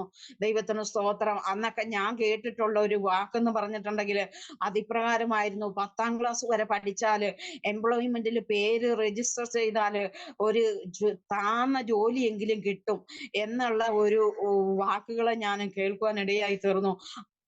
അപ്പൊ അതുകൊണ്ട് ഞാൻ ഇങ്ങനെ വിചാരിച്ചു, എൻ്റെ അപ്പനും അമ്മയും കൂലിപ്പണി എടുത്ത് എൻ്റെ അപ്പൻ എത്രമാത്രം ഈ വാഴക്കൊലയൊക്കെ വെട്ടി ചിമ്മിക്കൊണ്ട് കൊടുത്തിട്ടാണ് ഞങ്ങളെ പോറ്റുന്നത്. എനിക്ക് ഈ അവസ്ഥ വരാൻ പാടില്ല. എനിക്ക് ജീവിക്കാൻ വേണ്ടി വലിയ ജോലിയൊന്നും കിട്ടണ്ട, എനിക്ക് അത്യാവശ്യം ജീവിച്ചു പോകാനുള്ള ഒരു ചെറിയ ജോലിയെങ്കിലും എനിക്ക് നേടണമെന്ന് ഞാൻ വിചാരിച്ചു. ദൈവത്തിന് സ്തോത്രം. അപ്പൊ രക്ഷിക്കപ്പെടുന്നതിന് മുമ്പ് എൻ്റെ സ്വഭാവം എന്ന് പറഞ്ഞാല്, എനിക്ക് സത്യം എന്ന് പറഞ്ഞാല്, നിഷ്കളങ്കത എന്ന് പറഞ്ഞാല് എനിക്ക് വളരെ ഇഷ്ടപ്പെട്ട ഒരു കാര്യമായിരുന്നു. ദൈവത്തിന് സ്തോത്രം. എൻ്റെ ബുദ്ധിയിൽ ഞാൻ ചിന്തിക്കുന്നത്, ഈ കന്യാസ്ത്രീമാരാണ്, അവരാണ് ഏറ്റവും വിശുദ്ധര്, അവരാണ് ഏറ്റവും നിഷ്കളങ്കര്, വിവാഹം കഴിക്കുന്നതും കുഞ്ഞുങ്ങളുണ്ടാകുന്നതും ഇതൊക്കെ അശുദ്ധിയാണെന്നുള്ള ഒരു കാഴ്ചപ്പാടായിരുന്നു എനിക്കുണ്ടായിരുന്നത്. അതുകൊണ്ട് ഞാൻ എന്ത് വിചാരിച്ചെന്നറിയാമോ, ഞാൻ 10ാം ക്ലാസ് വരെ പഠിച്ചു കഴിഞ്ഞിട്ട് എനിക്ക് കന്യാസ്ത്രീയാകാൻ പോകണം എന്നാണ് ഞാൻ ചിന്തിച്ചു കൊണ്ടിരുന്നത്. അങ്ങനെ ഇരിക്കുന്ന സമയത്താണല്ലോ ഞാൻ 7ാം ക്ലാസ്സിൽ നിന്ന് ഞാൻ രക്ഷിക്കപ്പെടുവാനിടയായി തീർന്നു. ഞാൻ രക്ഷിക്കപ്പെട്ട് കഴിഞ്ഞപ്പോൾ എനിക്ക് സത്യം എന്താണ്, നീതി എന്താണ് എന്നുള്ളത് എനിക്ക് മനസ്സിലാക്കുവാനിടയായി തീർന്നു. ദൈവത്തിന് സ്തോത്രം. അതുകൊണ്ട് കന്യാസ്ത്രീ ആകണം എന്നുള്ള ആ വിഷയത്തോട് ഞാൻ യാത്ര പറഞ്ഞു. ദൈവത്തിന് സ്തോത്രം. പിന്നീട് ഞാൻ മാതാവ് ഇങ്ങനെ പറഞ്ഞെങ്കിലും എനിക്ക് പഠിക്കണമെന്നുള്ള ആഗ്രഹം എൻ്റെ ജീവിതത്തിലുണ്ടായി. ദൈവത്തിന് സ്തോത്രം. ഞാൻ പറഞ്ഞു, മാതാവ് എനിക്ക് വേണ്ടി ഒരു 5 പൈസ പോലും ചെലവാക്കണ്ട, എന്നെ പഠിക്കാൻ അനുവദിച്ചാൽ മാത്രം മതി. ഞാൻ എങ്ങനെയെങ്കിലും സ്കൂളില്, അതായത് ഗവൺമെന്റ് സ്കൂളിലാണല്ലോ പഠിക്കുന്നത്, അതുകൊണ്ട് അവിടെ പഠിക്കാൻ ഇത്രയല്ലേ ചെലവുള്ളൂ, അതുകൊണ്ട് ഞാൻ പഠിക്കുമെന്ന് പറയുവാനിടയായി തീർന്നു. എനിക്ക് പഠിക്കാൻ പോയേ പറ്റത്തുള്ളൂ എന്ന് പറഞ്ഞു. അങ്ങനെ ഇരിക്കുന്ന സമയത്ത് അങ്ങനെ മറ്റുള്ളവരും അങ്ങനെ പറഞ്ഞു, അയൽപക്കത്തുള്ളവരൊക്കെ അങ്ങനെ പറഞ്ഞു, അവളെ എന്തായാലും ഇപ്പോഴേ കൂലിപ്പണിക്ക് ഇറക്കണ്ട, അവളെ എങ്ങനെയെങ്കിലും പഠിക്കാൻ വിടണം എന്ന് പറയുന്നത് കേട്ടുകൊണ്ട് മാതാവ് അത് അംഗീകരിക്കുവാൻ ഇടയായി തീർന്നു. അങ്ങനെ അംഗീകരിച്ച് മാതാവ് പഠിക്കാൻ പോകാൻ മാത്രം സമ്മതം മൂളി എന്ന് മാത്രമേ ഉള്ളൂ. പക്ഷെ ആ 7ാം ക്ലാസ്സിൽ പഠിക്കുന്ന സമയത്ത് തന്നെ ഞാൻ എൻ്റെ സഹോദരി വിവാഹം കഴിച്ചയച്ചു. പിന്നെയുള്ള ഉത്തരവാദിത്വം കുടുംബത്തിൽ മാതാവിനോടൊപ്പം എനിക്കാണ്. അങ്ങനെ പിതാവ് കൊണ്ടുവരുന്നത് കൊണ്ട് മാത്രം ഒന്നും തികയല്ല. അതുകൊണ്ട് മാതാവും കൂലിപ്പണിക്ക് പോകുമായിരുന്നു, കൊയ്യാനൊക്കെ പോകുമായിരുന്നു, നാട്ടിപ്പണിക്ക്, കാപ്പിക്കുരു പറിക്കാൻ, കാട് വീശാൻ, ഇങ്ങനെയുള്ള എല്ലാ പണിക്കും പോകുമായിരുന്നു. പക്ഷെ എനിക്ക് ഇതൊന്നും ആരും എന്നെ കൊണ്ട് ചെയ്യിക്കത്തില്ല. എന്നാലും അന്ന് ഞങ്ങൾക്ക് കുറച്ച് ദൂരം പോകണം വെള്ളം കൊണ്ടുവരണമെങ്കിൽ. ഞാൻ വെള്ളത്തിന് പോകുമ്പം ഈ റോഡിന്റെ ഇരു സൈഡും വയലുകളാണ്. അവിടെ വയലിൽ ഇങ്ങനെ പെണ്ണുങ്ങൾ ഇങ്ങനെ നാട്ടിപ്പണിയൊക്കെ എടുക്കുകയും ഞാറ് പറിക്കുകയൊക്കെ ചെയ്യുമ്പോൾ ഞാൻ ഇവരുടെ കൂടെ ഇതൊന്ന് പഠിക്കണം എന്ന് വിചാരിച്ച് വെള്ളത്തിന് പോകുന്ന പോക്കിന് ഞാൻ ഇവരുടെ കൂടെ ഇറങ്ങി ഞാറ് പറിക്കുകയും അവരോട് ചോദിച്ച് ഇതെങ്ങനെയാ പറിക്കുന്നത്, ഇതെങ്ങനെയാ കെട്ടുന്നതെന്നൊക്കെ അവരോട് ചോദിച്ച് മനസ്സിലാക്കി ഞാൻ അവരുടെ കൂടെ അങ്ങനെ പോകുമ്പോ 5ഉം 10ഉം മുടി ഞാറൊക്കെ പറിക്കുമായിരുന്നു. അത് അവർക്കും ഒരു നല്ലൊരു ഇഷ്ടം പോലെ തോന്നി. അങ്ങനെ ഞാന് അതൊക്കെ ചെയ്തു. അതുപോലെ ഞാറ് പറിച്ചിട്ട് കഴിഞ്ഞ് കണ്ടം ഏര് കൂട്ടി അടിച്ച് നല്ല ചെളി ചാറാക്കി ഇട്ട് കഴിയുമ്പോഴാണ് ഈ ഞാറ് അതിനകത്ത് പെറുക്കിയിട്ട് നടുന്നത്. അങ്ങനെ നട്ടുകൊണ്ടിരിക്കുന്ന സമയത്ത് ഞാൻ പോകുമ്പോ ആ നടാനൊക്കെ ഞാൻ കൂടുമായിരുന്നു. അപ്പം ഞാൻ ഇടത്ത് കയ്യിലേക്കും നോക്കും, വലത്ത് കയ്യിലേക്കും നോക്കും, നിലത്തേക്കും നോക്കും. ഇങ്ങനെയാണ് അപ്പം ഈ നോട്ടം എല്ലാം കഴിഞ്ഞ് വരുമ്പോഴേക്കും അവർ ഒരു മുടി ഞാറ് നട്ടുപോകും. ഞാൻ ഈ ഒരു മുടി ഞാറഴിച്ച് അതുകൊണ്ട് ഞാൻ ചിലപ്പോ അവിടെ തന്നെ ആയിരിക്കും. അപ്പൊ അവരെന്നോട് പറഞ്ഞു, "നീ വലത് കയ്യേലും ഇടത് കയ്യേലും നോക്കരുത്, നീ നിലത്ത് മാത്രമേ നോക്കാവുള്ളൂ. ഒരു ഞാറ് നട്ടേന്റെ ഇത്ര അകലത്തില് മറ്റൊരു ഞാറ് കൊണ്ട് വെക്കാവുള്ളൂന്ന്" എന്നോട് പറയുവാനിടയായി തീർന്നു. അങ്ങനെ ഞാൻ അവരോട് ചോദിച്ച് മനസ്സിലാക്കി ഞാൻ നടാനും ഞാൻ പഠിക്കുവാനിടയായി തീർന്നു. ദൈവത്തിന് സ്തോത്രം. അങ്ങനെ പിന്നെ ഞാൻ പണിക്ക് ഇറങ്ങുന്ന സമയത്ത് കാപ്പിക്കുരു ഇങ്ങനെ പഴുത്ത് നിൽക്കുന്ന സമയത്തായിരുന്നു. അപ്പൊ അത് കൂലിക്കല്ല, ഞാന് കരാറായിട്ട് പണിയെടുക്കാം. എത്ര സേറ് കാപ്പിക്കുരു ഞാൻ പറിക്കുന്നോ അത്രയും കൂലി എനിക്ക് തന്നാ മതിയല്ലോ എന്ന് പറഞ്ഞ് ഞാൻ അമ്മയുടെ കൂടെ കാപ്പിക്കുരു പറിക്കുവാൻ പോയി. കാപ്പിക്കുരു പറിക്കുവാൻ പോയപ്പോ അന്ന് വലിയ ചൂരവല്ലം എന്ന് പറയുന്ന ഭയങ്കര വല്ലമുണ്ട്. ആ വല്ലത്തിനകത്ത് ഞാൻ പറിക്കുന്ന കുരു വേറെ ഇട്ടോളാന്ന് ആ മുതലാളിയോട് പറയുവാനിടയായി തീർന്നു. അങ്ങനെ എനിക്ക് ആ വല്ലം തന്നു. ഞാന് 10, 11 മണി ആയപ്പോഴേക്കും ആ വല്ലം മറയ്ക്കുവാനിടയായി തീർന്നു. അങ്ങനെ ഞാന് അപ്പൊ എനിക്ക് അദ്ദേഹം ആളൊപ്പം കൂലി തന്നു. അന്ന് 2 രൂപയാണ് ഒരാള് രാവിലെ തൊട്ട് വൈകുന്നേരം വരെ പണിയെടുത്താ കിട്ടുന്നെ. ആ 2 രൂപ എനിക്ക് തരുവാനിടയായി തീർന്നു. അപ്പൊ മറ്റുള്ളവരൊക്കെ എന്നോട് അദ്ദേഹത്തോട് ചോദിച്ചു, "അവക്ക് എന്ത് കൂലിയാ കൊടുത്തേ? എത്ര രൂപയാ കൂലി കൊടുത്തേ? അവള് നന്നായിട്ട് പണിയെടുക്കുമല്ലോ. എന്നാ പിന്നെ ഞങ്ങൾക്ക് ഞങ്ങടെ കാപ്പിക്കുരുവും പറിക്കുമ്പോ അവളെ വിളിക്കണം" എന്ന് പറഞ്ഞ് പലരും അടുത്ത് ചുറ്റുവട്ടത്തുള്ളവരൊക്കെ മുതലാളിമാരല്ലേ, അവര് തമ്മിൽ ഇങ്ങനെ സംസാരിക്കുവാനിടയായി തീർന്നു. അപ്പോ ഈ മുതലാളി പറഞ്ഞു, "ഞാൻ ആളിന്റെ വലിപ്പം നോക്കിയല്ല കൂലി കൊടുക്കുന്നെ. എന്റെ പണി നടന്നോ ഇല്ലയോ എന്നുള്ളത് നോക്കിയിട്ടാണ് ഞാൻ കൂലി കൊടുക്കുന്നതെന്ന്" പറയുവാനിടയായി തീർന്നു. അങ്ങനെ എന്നെ എല്ലായിടത്തും പണിക്ക് വിളിക്കുവാനും എനിക്ക് പണി കിട്ടുവാനും ഞാന് മാതാവിനോട് കൂടെ പണിക്ക് ഇറങ്ങുവാനും ആ പണിക്ക് പോയി കിട്ടുന്ന പൈസയിൽ നിന്ന് എടുത്ത് എനിക്ക് പാവാടയും ബ്ലൗസും മേടിക്കുവാനും എനിക്ക് പുസ്തകം നോട്ട് ഒക്കെ മേടിക്കുവാനും അങ്ങനെയുള്ള ഒരു കാലഘട്ടത്തിൽ ഞാൻ അങ്ങനെ ചെയ്യുവാനിടയായി തീർന്നു. എങ്ങനെയായാലും ചുരുക്കി ഞാൻ പറയട്ടെ, ഞാന് 10ാം ക്ലാസ് വരെ പഠിക്കുവാനിടയായി തീർന്നു. ഈ 10ാം ക്ലാസ് വരെ പഠിച്ചതും ഈ പകുതി ദിവസം കൂലിപ്പണിക്ക് പോയിക്കൊണ്ടാണ്. ഞാന് 8ലും 9ലും 10ലും ഒക്കെ ഞങ്ങൾ പെൺപിള്ളേര് മാത്രമുള്ള ഒരു ക്ലാസ് ആയിരുന്നു. ഞങ്ങളുടെ ക്ലാസ് ടീച്ചറിന്റെ പേര് ശാന്തകുമാരി എന്നായിരുന്നു. ആ ടീച്ചർ ഞാനിങ്ങനെ ഇടയ്ക്കിടയ്ക്ക് കൂടുതൽ ദിവസങ്ങൾ ചെല്ലാതെ ഇരിക്കുമ്പോ ഇത് പല പ്രാവശ്യം ആയി കഴിഞ്ഞപ്പോ കൂട്ടുകാരോട് ചോദിച്ചു, "അവളെന്താണ് തങ്കമ്മ ജോസഫ് എന്താണ് ചാച്ചന്റെ പേര് കൂട്ടിയാണ് എന്നെ സ്കൂളിൽ ചേർത്തിരുന്നത്, എന്താണ് അവള് വരാത്ത" എന്ന് ചോദിച്ചപ്പോൾ കൂട്ടുകാരിമാര് പലപ്പോഴും ഒഴിഞ്ഞു മാറിയെങ്കിലും ലാസ്റ്റ് കൂട്ടുകാരിമാര് ടീച്ചറോട് പറയുവാനിടയായി തീർന്നു, അവളുടെ വീട്ടില് സാമ്പത്തികമൊന്നുമില്ല, അവളുടെ ചേച്ചിയെ കല്യാണം അയച്ചു. പിന്നെ അവളുടെ ചേച്ചി അവളുടെ അമ്മയും അവളും കൂടെ കൂലിപ്പണി എടുത്താണ് അവരുടെ ജീവിതം കഴിയുന്നത്. അതുകൊണ്ട് അവള് പണിക്ക് പോകുന്നത് കൊണ്ടാണ് അവള് വരുവാനിടയായി തീരാത്തത് എന്നുള്ള കാര്യം ക്ലാസ് ടീച്ചറോട് പറഞ്ഞറിയിക്കുവാനിടയായി തീർന്നു. അങ്ങനെ ക്ലാസ് ടീച്ചർ അറിഞ്ഞതിന് ശേഷം പിന്നെ ഞാൻ ക്ലാസ്സിൽ ചെല്ലുമ്പോൾ ടീച്ചർ എന്നെ പ്രത്യേകമായിട്ട് ശ്രദ്ധിക്കുവാനും എല്ലാം ഇടയായി തീർന്നു. എന്നാൽ വേറൊരു കാര്യമായിരുന്നു, ഞാൻ പഠിക്കാൻ പോകാതെ ഞാൻ പണിക്ക് പോകുന്ന സമയത്ത് അന്ന് ഞാൻ വീട്ടിൽ വന്നേച്ച് ഞാൻ പഠിക്കും. ഇന്ന് ഏതെല്ലാം വിഷയം ക്ലാസ് എടുക്കും, എത്രത്തോളം ക്ലാസ് എടുക്കും എന്നുള്ള അത് കണക്കാക്കി ഞാൻ രാത്രി ഇരുന്ന് പഠിച്ചിട്ടാണ് പിറ്റേ ദിവസം ഞാൻ സ്കൂളിൽ പോകുന്നത്. ചെല്ലുമ്പോൾ ചിലപ്പോൾ അന്ന് ക്ലാസ് പരീക്ഷ ഉണ്ടാകും. ക്ലാസ് പരീക്ഷ ഉണ്ടാകുമ്പോൾ എല്ലാ ദിവസവും അറ്റൻഡ് ചെയ്ത പിള്ളേരെക്കാളും കൂടുതലായിട്ട് ഒരു മാർക്കിന് പോലും കുറവില്ലാതെ 50ൽ 50 മാർക്ക് ഞാൻ മേടിച്ചിട്ടുണ്ട്. അങ്ങനെയൊക്കെ ഞാൻ മേടിച്ചു കഴിഞ്ഞപ്പോഴേക്കും ടീച്ചറിന് എന്നെ കുറിച്ച് നന്നായി മനസ്സിലാക്കുവാനിടയായി തീർന്നു. എന്നോട് നല്ല മനസ്സലിവുള്ള ഒരു ടീച്ചറായി തീരുവാനിടയായി തീർന്നു.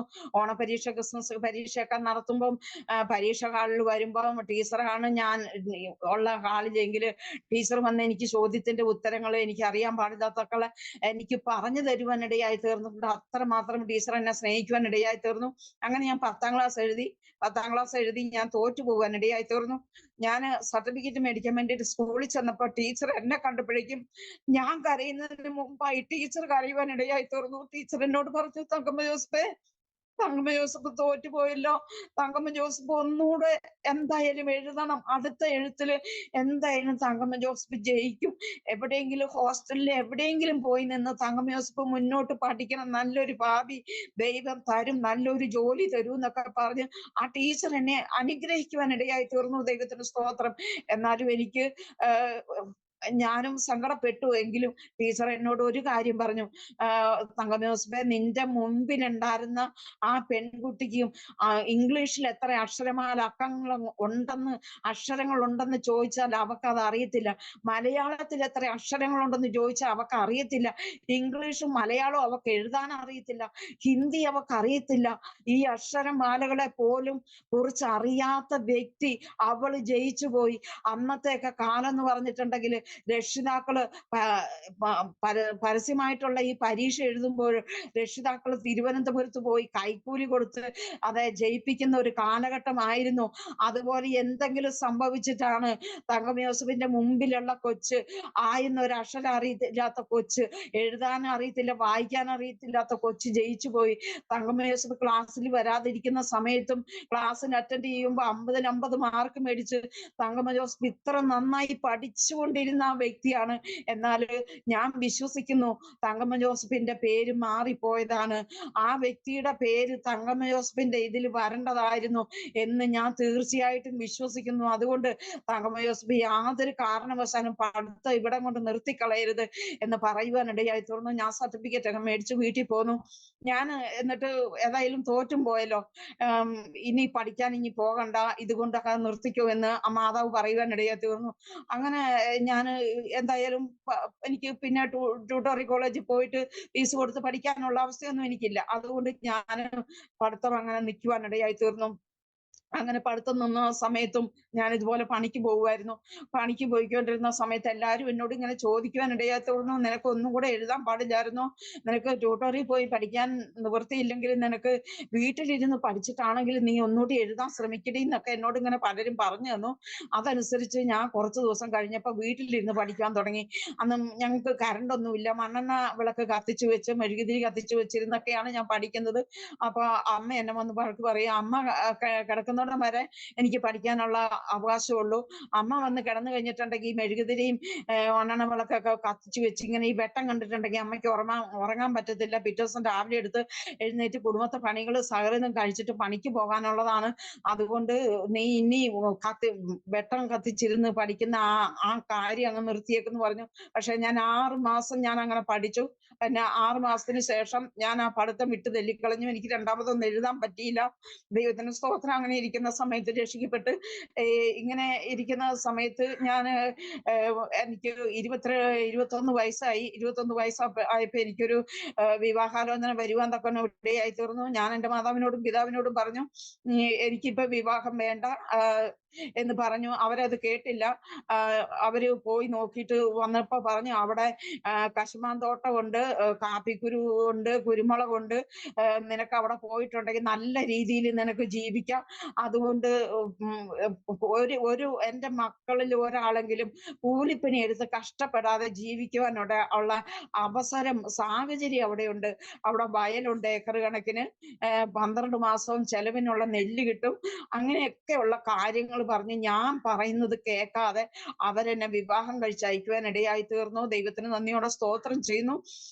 അങ്ങനെ വിവാഹ ജീവിതത്തിലേക്ക് പ്രവേശിച്ചതിന് ശേഷം ഒത്തിരി മരണത്തോട് മല്ലടിക്കുന്ന സന്ദർഭങ്ങളിൽ കൂടിയാണ് എൻ്റെ ജീവിതം ഓരോ ദിവസവും കഴിഞ്ഞു പോയിക്കൊണ്ടിരുന്നത്. ദൈവത്തിന് സ്തോത്രം. അങ്ങനെ ഞാൻ മാതാവിനോടും പിതാവിനോടും പറഞ്ഞത് വെറുതെ ഒരു വാക്ക് തന്നെ ഇപ്പൊ കെട്ടിക്കണ്ടെന്ന് പറയുകയല്ല ചെയ്തത്. ഞാൻ പഠിക്കുമായിരുന്നു. ഞാനൊരു തയ്യൽ പഠിക്കാൻ പോയായിരുന്നു. ഞാൻ തയ്യൽ പഠിച്ചിട്ട് ഗ്രാമസേവകനെ കണ്ടിട്ട് ഒരു മെഷീൻ ലോൺ എടുത്ത് മേടിക്കാൻ വേണ്ടിയിട്ടുള്ള പ്ലാനൊക്കെ ചെയ്ത് ഇരിക്കുമ്പോഴാണ് ഈ വിവാഹാലോചന വരുന്നത്. ഞാൻ പറഞ്ഞു, ഞാൻ പഠിച്ച് ഏതായാലും എൻ്റെ വേറൊരു ഉദ്യോഗത്തിലേക്ക് എനിക്ക് പ്രവേശിക്കാൻ കഴിഞ്ഞില്ല എങ്കിൽ തന്നെയും എനിക്ക് ഇങ്ങനെ ഒരു ജോലി എനിക്ക് ചെയ്യണം. എനിക്ക് രാമസവനെ കണ്ട് ലോൺ പാസ്സായിട്ടുണ്ടല്ലോ, ഞാൻ ഈ ലോൺ എടുക്കുന്ന വകയില് അപ്പനോ അമ്മയോ ഇത് വീടണ്ട, ഞാൻ തയ്ച്ച് പൈസ ഉണ്ടാക്കി ഞാൻ തന്നെ ആ കടം വീടിയതിന് ശേഷം മാത്രം എന്നെ കല്യാണം കഴിച്ചാൽ മതി എന്ന് പറഞ്ഞിട്ട് മാതാവും പിതാവും കേൾക്കാതെ ഇങ്ങനെയുള്ള സാഹചര്യത്തിൽ കൂടെ എന്നെ കല്യാണം കഴിച്ചയക്കാൻ ഇടയായി തീർന്നു.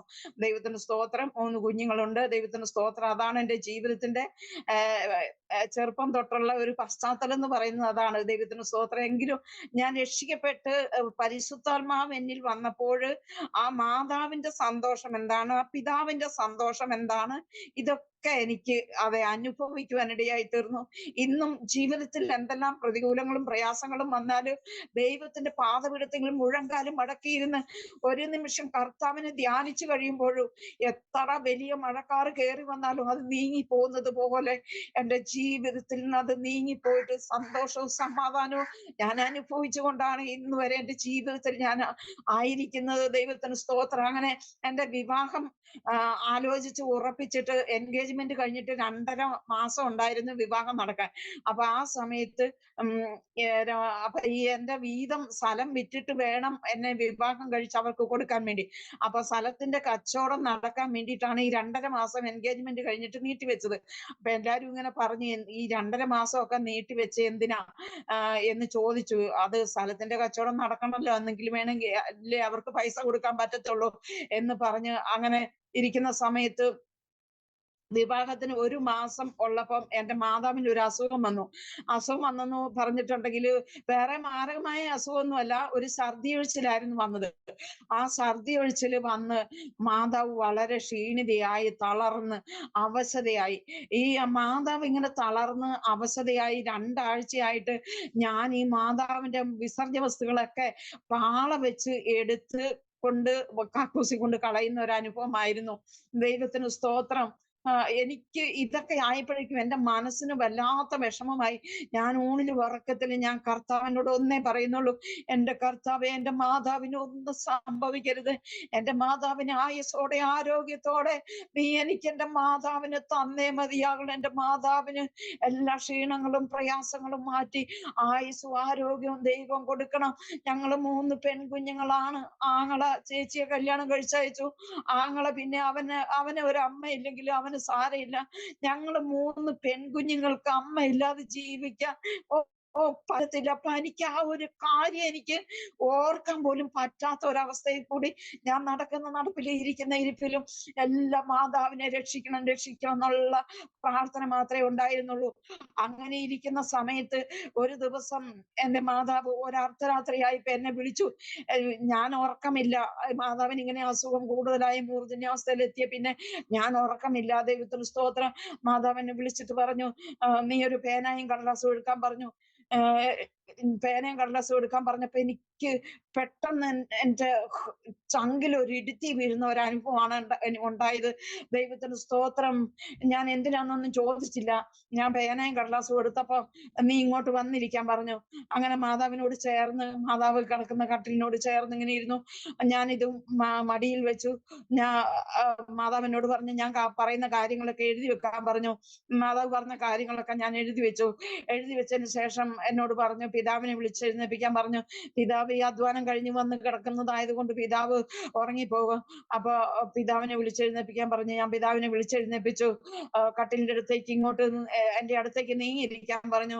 അങ്ങനെ പിതാവ് മാതാവിനോട് ചേർന്ന് നീങ്ങിയിരുന്നപ്പോൾ പിതാവിനോട് പറയുവാൻ ഇടയായി തീർന്നു, മൂത്ത പെൺപിള്ളേരുടെ അടുത്തേക്ക് താഴെയുള്ള മക്കളെ നിങ്ങൾ വിടരുത്. 2 പെൺപിള്ളേരാണ്.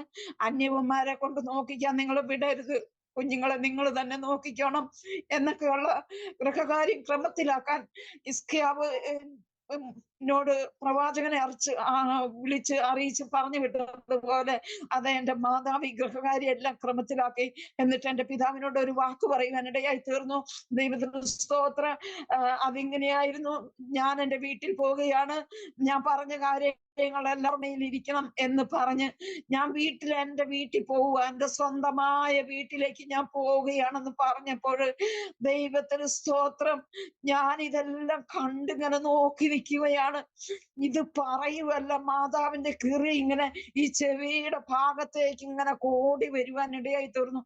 ഞാൻ വിചാരിച്ചു ഈ മാതാവ് എന്താ ചെയ്യുന്നേ, ഞാൻ എന്റെ വീട്ടിൽ പോവാന്ന് പറഞ്ഞ് ചാച്ചനെ ചിരിച്ചു കാണിക്കുവാണോ എന്ന് ഞാൻ ഇങ്ങനെ ചിന്തിച്ചു. അപ്പൊ ആ കിറി അതേപോലെ തിരിച്ച് കോടി വന്ന് സാധാ മോഡലിലേക്ക് ആയതിനു ശേഷം ഞാൻ നോക്കി നിൽക്കുമ്പോൾ എന്റെ മാതാവ് 3 പ്രാവശ്യം കണ്ണ് ചിമ്മി ചിമ്മി അടയ്ക്കുന്നത് കാണുവാൻ ഇടയായി തീർന്നു. ദൈവത്തിന് സ്തോത്രം. ഞാൻ ഇത് കണ്ടോണ്ട് നിൽക്കുക, അന്യൊരു വ്യക്തി കണ്ടു നിൽക്കുന്നത് പോലെ ഞാൻ ഇത് കണ്ടു നിൽക്കുകയാണ്. ദൈവത്തിന് നന്ദിയോടെ സ്തോത്രം ചെയ്യുന്നു. ഞാനിത് കണ്ടോണ്ട് നിൽക്കുമ്പോൾ പെട്ടെന്ന് എന്റെ ഹൃദയത്തിലേക്കും ആരോ ഇങ്ങനെ പറഞ്ഞ് വരുന്നത് പോലെ എനിക്ക് ഒരു ചിന്ത എനിക്ക് ഓടി വന്നു. അയ്യോ, മാതാവിന് എന്താ സംഭവിക്കുന്നേ?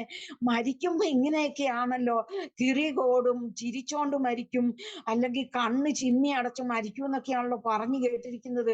ദൈവമേ, എന്റെ മാതാവിന് എന്താ സംഭവിച്ചേ എന്നോർത്ത് ഞാൻ ചങ്കത്ത് കൈവച്ച് നോക്കുമ്പം മാതാവിന്റെ ചങ്കിടിക്കുന്നില്ല.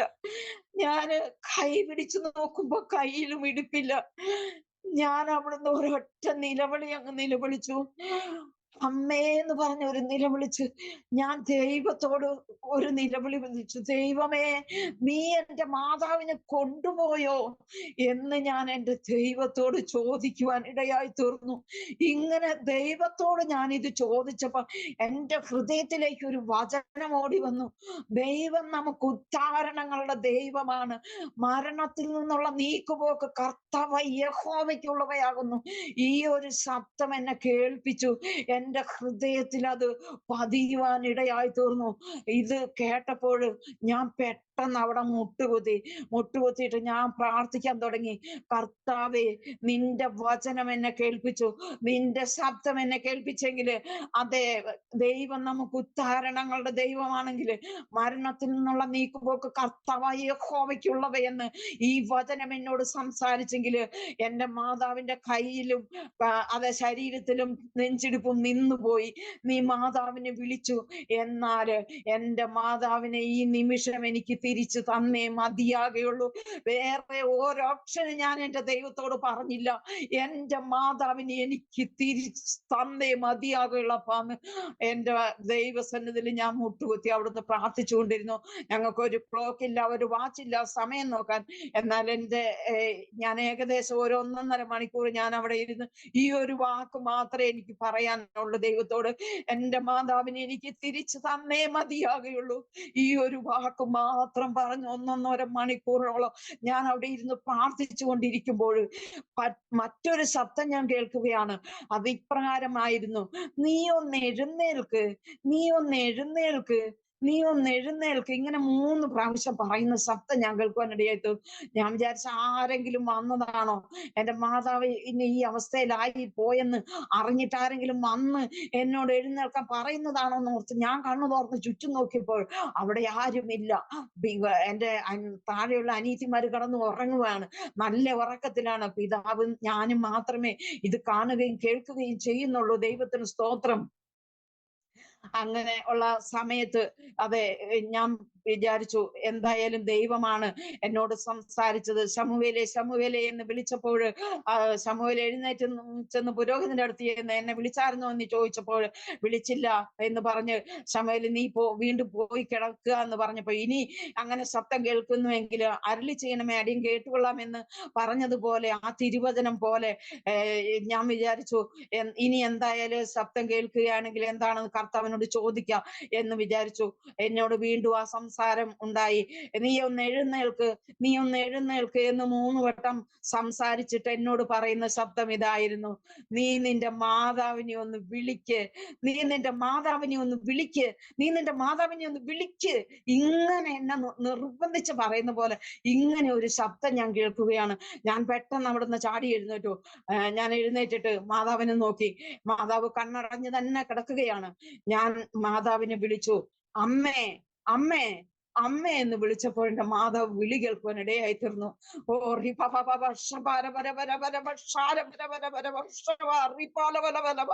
ആമേൻ. എന്റെ യേശുവിന് മഹത്വം. എന്റെ മാതാവ് ഈ ലോകത്തോട് യാത്ര പറഞ്ഞ് വിട പറഞ്ഞു പോയതായിരുന്നു. അങ്ങനെ എന്റെ മാതാവിന്റെ ജീവൻ ശരീരത്തിലേക്ക് മടങ്ങി വന്നു. എന്റെ മാതാവിനെ എന്റെ ദൈവം എനിക്ക് തിരിച്ചു തന്നു. ദൈവത്തിന് സ്തോത്രം. ഒരർദ്ധരാത്രിയിലാണ് ഇത് സംഭവിക്കുന്നത്. എന്നാൽ ആ സമയത്ത് ഞങ്ങളുടെ ചർച്ചിലുണ്ടായിരുന്ന ആ ഒരു സെക്രട്ടറി ഒരു പ്രായമുള്ള കാർന്നവരായിരുന്നു. പക്ഷെ ആ മനുഷ്യനെ എല്ലാവരും ഈയാപ്പൻ ഈയാപ്പൻ എന്നാണ് വിളിക്കുന്നത്. ഈയാപ്പൻ ഈ സമയത്ത് ഈ സംഭവം ഇവിടെ നടക്കുന്ന സമയത്ത് ഈയാപ്പൻ അവിടെ ദർശനം കാണുകയാണ്. എന്റെ മാതാവ് മരിക്കുന്നതും ഞങ്ങളൊക്കെ അലമുറയിട്ട് കരയുന്നതും പെട്ടി കൂട്ടുന്നതും ശവം അടക്കുന്നതും എല്ലാം ആ വ്യക്തി അവിടെ കണ്ടുകൊണ്ടിരിക്കുകയായിരുന്നു. ഇത് കണ്ടു കഴിഞ്ഞപ്പോ പിന്നെ ആ വ്യക്തിക്ക് ഉറങ്ങാൻ പറ്റുന്നില്ല. അർദ്ധരാത്രി 12 മണി സമയത്താണ് ഇതൊക്കെ കാണുന്നത്. എന്നാൽ ആ വ്യക്തി എന്ത് ചെയ്തെന്നറിയാമോ? രാവിലെ നേരം പരാപര വിളക്കുന്നതിന് മുമ്പ് ആ വ്യക്തി ഓടി വീട്ടിൽ വന്നു. ഞങ്ങൾ എഴുന്നേറ്റിട്ടില്ല. ഞങ്ങളെ വിളിച്ച് എഴുന്നേൽപ്പിക്കുവാൻ ഇടയായി തീർന്നു. എന്റെ പിതാവിനെ പറഞ്ഞു. ഞാൻ ഇറങ്ങിച്ചെന്ന് നോക്കിയപ്പോൾ ഇദ്ദേഹം ഇങ്ങനെ നിൽക്കുകയാണ്. ഞാൻ എന്നോട് പറഞ്ഞു, പിതാവ് എന്ത് ചെയ്യുന്നു ചോദിച്ചു. കടയിൽ പോയി എന്ന് ചോദിച്ചു. ഇല്ല, പിതാവ് എഴുന്നേറ്റിട്ടില്ല എന്ന് പറഞ്ഞു. പിതാവിനെ വിളിക്കാൻ പറഞ്ഞു. പിതാവിനെ വിളിച്ചു. പിതാവ് ഇറങ്ങി ചെന്നപ്പോ ഈ മനുഷ്യൻ എന്റെ പിതാവിനോട് പറയുകയാണ്, തെയ്യായിക്ക് ഇനി രക്ഷയില്ല. വീട്ടിൽ വിളിക്കുന്ന പേര് തെയ്യ എന്നും റിക്കാർഡ് പേര് ത്രേസ്യ എന്നുമാണ് മാതാവിന്റെ പേര്. അപ്പൊ തെയ്യായിക്ക് ഇനി രക്ഷയില്ല. 2-3 പെൺകുഞ്ഞുങ്ങളില്ലേ. അന്നൊക്കെ ചികിത്സ ചെയ്യാത്ത ഒരു കാലഘട്ടമായിരുന്നു. എന്ത് രോഗം വന്നാലും മൂർഖം പാമ്പ് കടിച്ചിട്ട് വരെ അന്ന് ഞങ്ങൾ ഉപവസിച്ച് പ്രാർത്ഥിച്ച് വിടുതലെടുത്തതാണ്. മഞ്ഞപ്പിത്തം, അതുപോലെ ചിക്കൻ ബോക്സ്, ഇങ്ങനെയുള്ള രോഗങ്ങളെല്ലാം അന്നൊക്കെ ഞങ്ങൾക്ക് വന്നിട്ടുണ്ട്.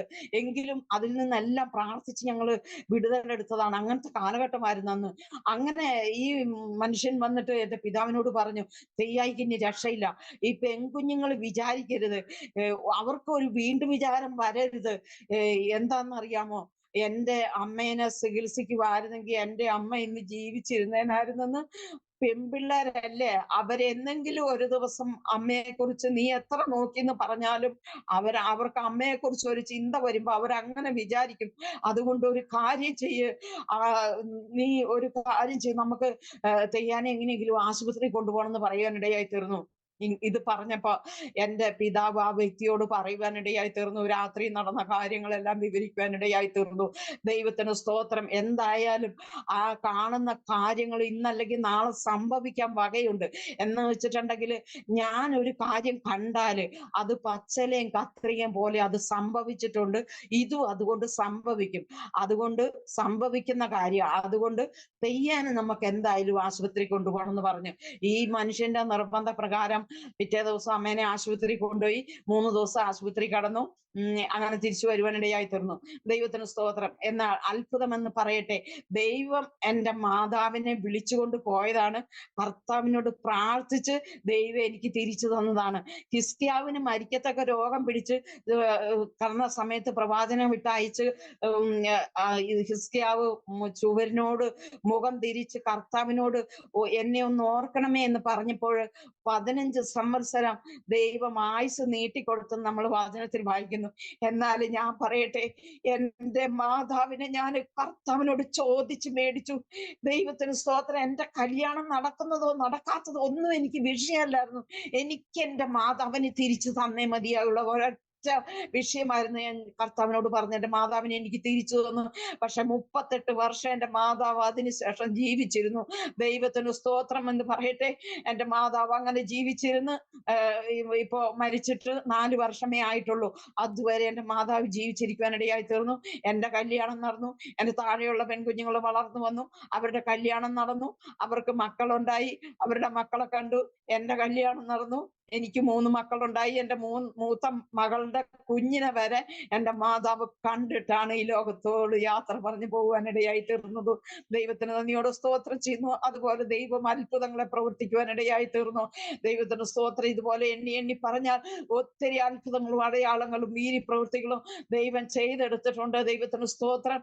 ഞാൻ അന്നൊക്കെ ആ ഒരു സമയത്ത് വിവാഹം കഴിഞ്ഞ സമയത്തൊക്കെ എനിക്ക് സുവിശേഷ വേല ചെയ്യണമെന്നുണ്ടായിരുന്നു. പക്ഷെ എന്റെ ഹസ്ബൻഡ് അതിന് സമ്മതിക്കാത്ത ഒരാളായിരുന്നു. വലിയ ആത്മീയ ഒന്നും ഉള്ള ആളല്ലായിരുന്നു. പക്ഷെ അത് ആയത് നിമിത്തമായിട്ട് എനിക്ക് സുവിശേഷ വേല ചെയ്യാനോ ഒരാളോട് പരിചയപ്പെടാനോ മിണ്ടാനോ സുവിശേഷത്തെ കുറിച്ച് പറയാനോ ഒന്നും അദ്ദേഹം എന്നെ അനുവദിച്ചിരുന്നില്ല.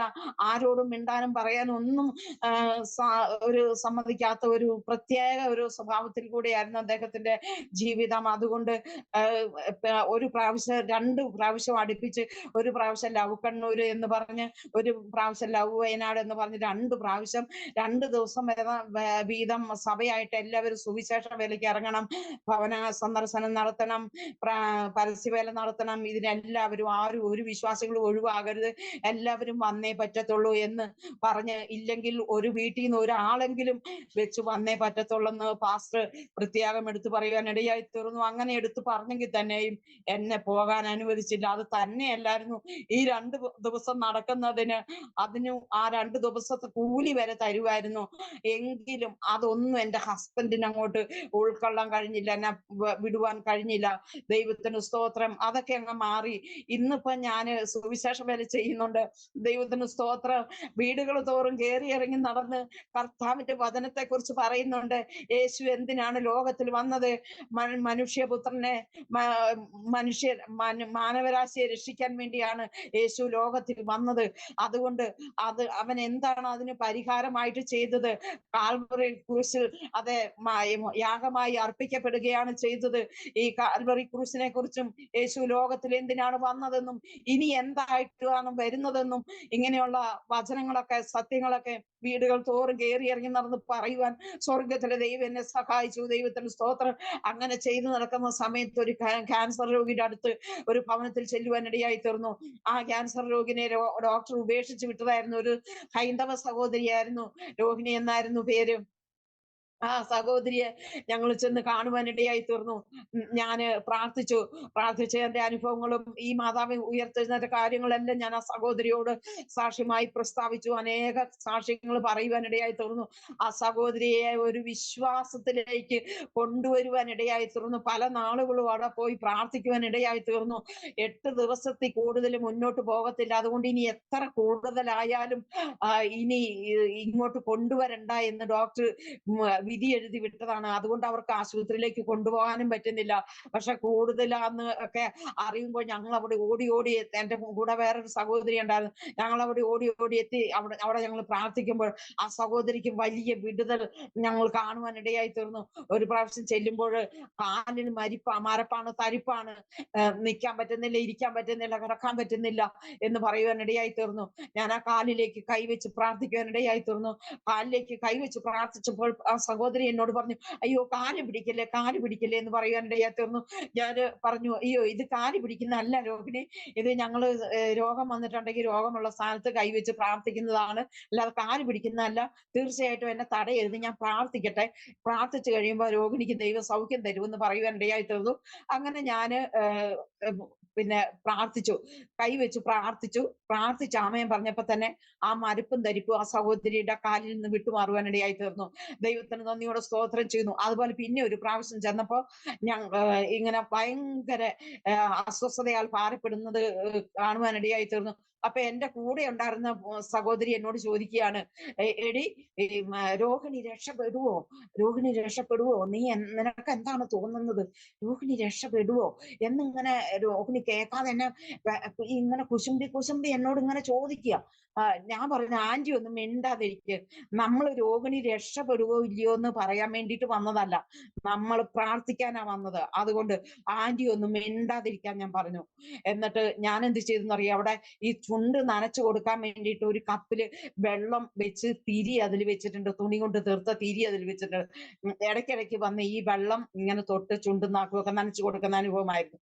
ഞാൻ ആ വെള്ളം എന്റെ ഉള്ളം കയ്യിലേക്ക് ഞാൻ എടുത്തിട്ട് ഞാനിങ്ങനെ ഉയർത്തിപ്പിടിച്ച് ഞാൻ ഇങ്ങനെ പ്രാർത്ഥിച്ചു, കർത്താവേ വെള്ളത്തിന്മീതെ പരിശുദ്ധാത്മാവ് പരിവർത്തിച്ചുവെന്ന് വചനമുണ്ടെങ്കിൽ ഈ വെള്ളത്തിന്മീതെ പരിശുദ്ധാത്മാവ് പരിവർത്തിച്ചുകൊണ്ട് ഈ വെള്ളം പുരട്ടപ്പെടുമ്പോൾ ദൈവിക വിടുതലുകൾ സംഭവിക്കണമെന്ന് പ്രാർത്ഥിച്ച് ആമേൻ പറഞ്ഞ് ഈ വെള്ളത്തെ ഞാൻ ആ സഹോദരിയുടെ മുഖത്തും നെറ്റിയിലെല്ലാം ഇങ്ങനെ പുരട്ടി, കണ്ണെല്ലാം ഇങ്ങനെ പുരട്ടി. അതിനു മുമ്പ് ഞാൻ ഈ സഹോദരിയോട് പറഞ്ഞ്, രോഹിണി ഒന്ന് എഴുന്നേക്ക്, ഒന്ന് കണ്ണു തുറക്ക്, ഞങ്ങളെ ഒന്ന് നോക്കിക്കേ, ഞങ്ങൾ പ്രാർത്ഥിക്കാൻ വരുന്ന ആന്റിമാരാ വന്നിരിക്കുന്നേ, ഒന്ന് നോക്കാൻ പറഞ്ഞപ്പോ എനിക്ക് കണ്ണു തുറക്കാൻ പറ്റുന്നില്ല എന്ന് പറയുവാൻ ഇടയായി തീർന്നു. അങ്ങനെ ഞാൻ കണ്ണു തുറക്കാൻ സഹായിച്ചിട്ടും പുള്ളിക്കാരിക്ക് കണ്ണു തുറക്കാൻ പറ്റുന്നില്ല.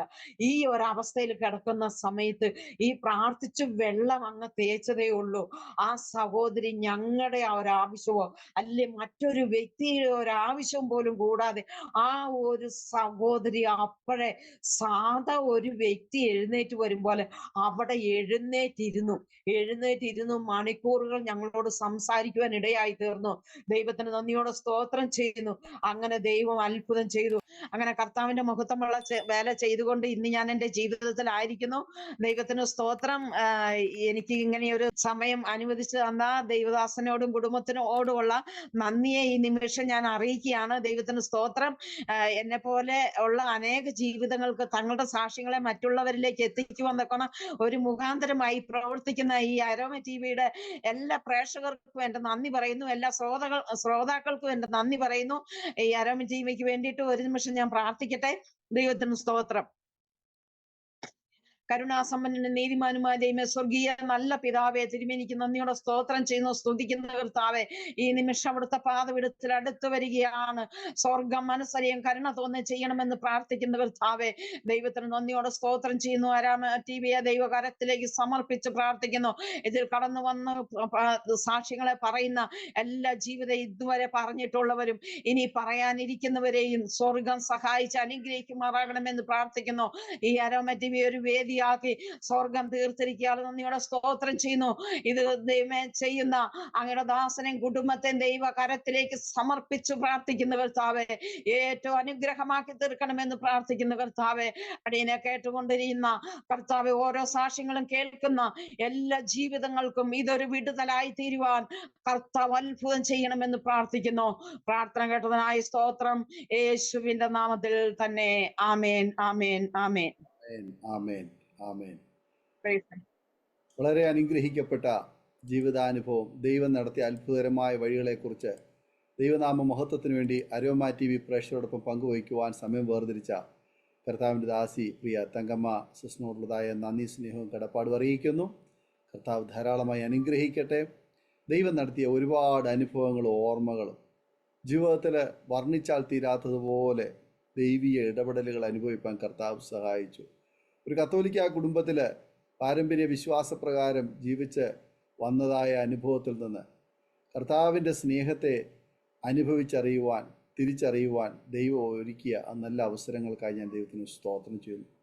പിന്നത്തേതിൽ കർത്താവിന് വേണ്ടി വിളിച്ച് വേർതിരിക്കപ്പെടുകയും കർത്താവ് നല്ല അനുഭവങ്ങളും ഓർമ്മകളും ഒക്കെ നൽകി തന്ന് കർത്താവിൻ്റെ നല്ല സാക്ഷ്യം വഹിക്കുവാൻ ദൈവം ഉപയോഗിക്കുകയും ചെയ്തുകൊണ്ടിരിക്കുന്നു എന്നുള്ള ആ നല്ല സാക്ഷ്യം കേൾക്കാൻ കഴിഞ്ഞല്ലോ. അതോർത്ത് ദൈവത്തിന് സ്തോത്രം ചെയ്യുന്നു. കർത്താവ് അനുഗ്രഹിക്കട്ടെ. സൗഖ്യത്തോടെ, ആരോഗ്യത്തോടെ, ദീർഘായുസ്സോടെ കർത്താവിന് വേണ്ടി ഏറെ പ്രയോജനപ്പെടുവാൻ ഏറെ അവസരങ്ങൾ കർത്താവിനെ ഒരുക്കട്ടെ എന്ന് ഇത്തരണത്തിൽ ആശംസിക്കുന്നു, പ്രാർത്ഥിക്കുന്നു. അരോമ ടിവിയുടെ പ്രേക്ഷകർക്കും ഈ സാക്ഷ്യം ഒരു വേറിട്ട അനുഭവമായി തീർന്നു എന്ന് ഞങ്ങൾ വിശ്വസിക്കുകയാണ്. തീർച്ചയായിട്ടും നിങ്ങളുടെ പ്രിയപ്പെട്ടവർക്ക്, സുഹൃത്തുക്കൾക്ക് ഷെയർ ചെയ്ത് കൊടുക്കണം. നിങ്ങളുടെ വിലയേറിയ അഭിപ്രായങ്ങളും നിർദ്ദേശങ്ങളും കമൻറ്റ് ബോക്സിൽ രേഖപ്പെടുത്താൻ മറക്കരുത്. നിങ്ങൾക്കൊരു പ്രാർത്ഥനാ വിഷയമുണ്ടെങ്കിൽ സ്ക്രീനിൽ കാണുന്ന വാട്സപ്പ് നമ്പറിൽ ഞങ്ങളെ വിവരം അറിയിക്കണം. ഞങ്ങൾ നിങ്ങൾക്ക് വേണ്ടി വിശേഷിച്ച് പ്രാർത്ഥിക്കുന്നു.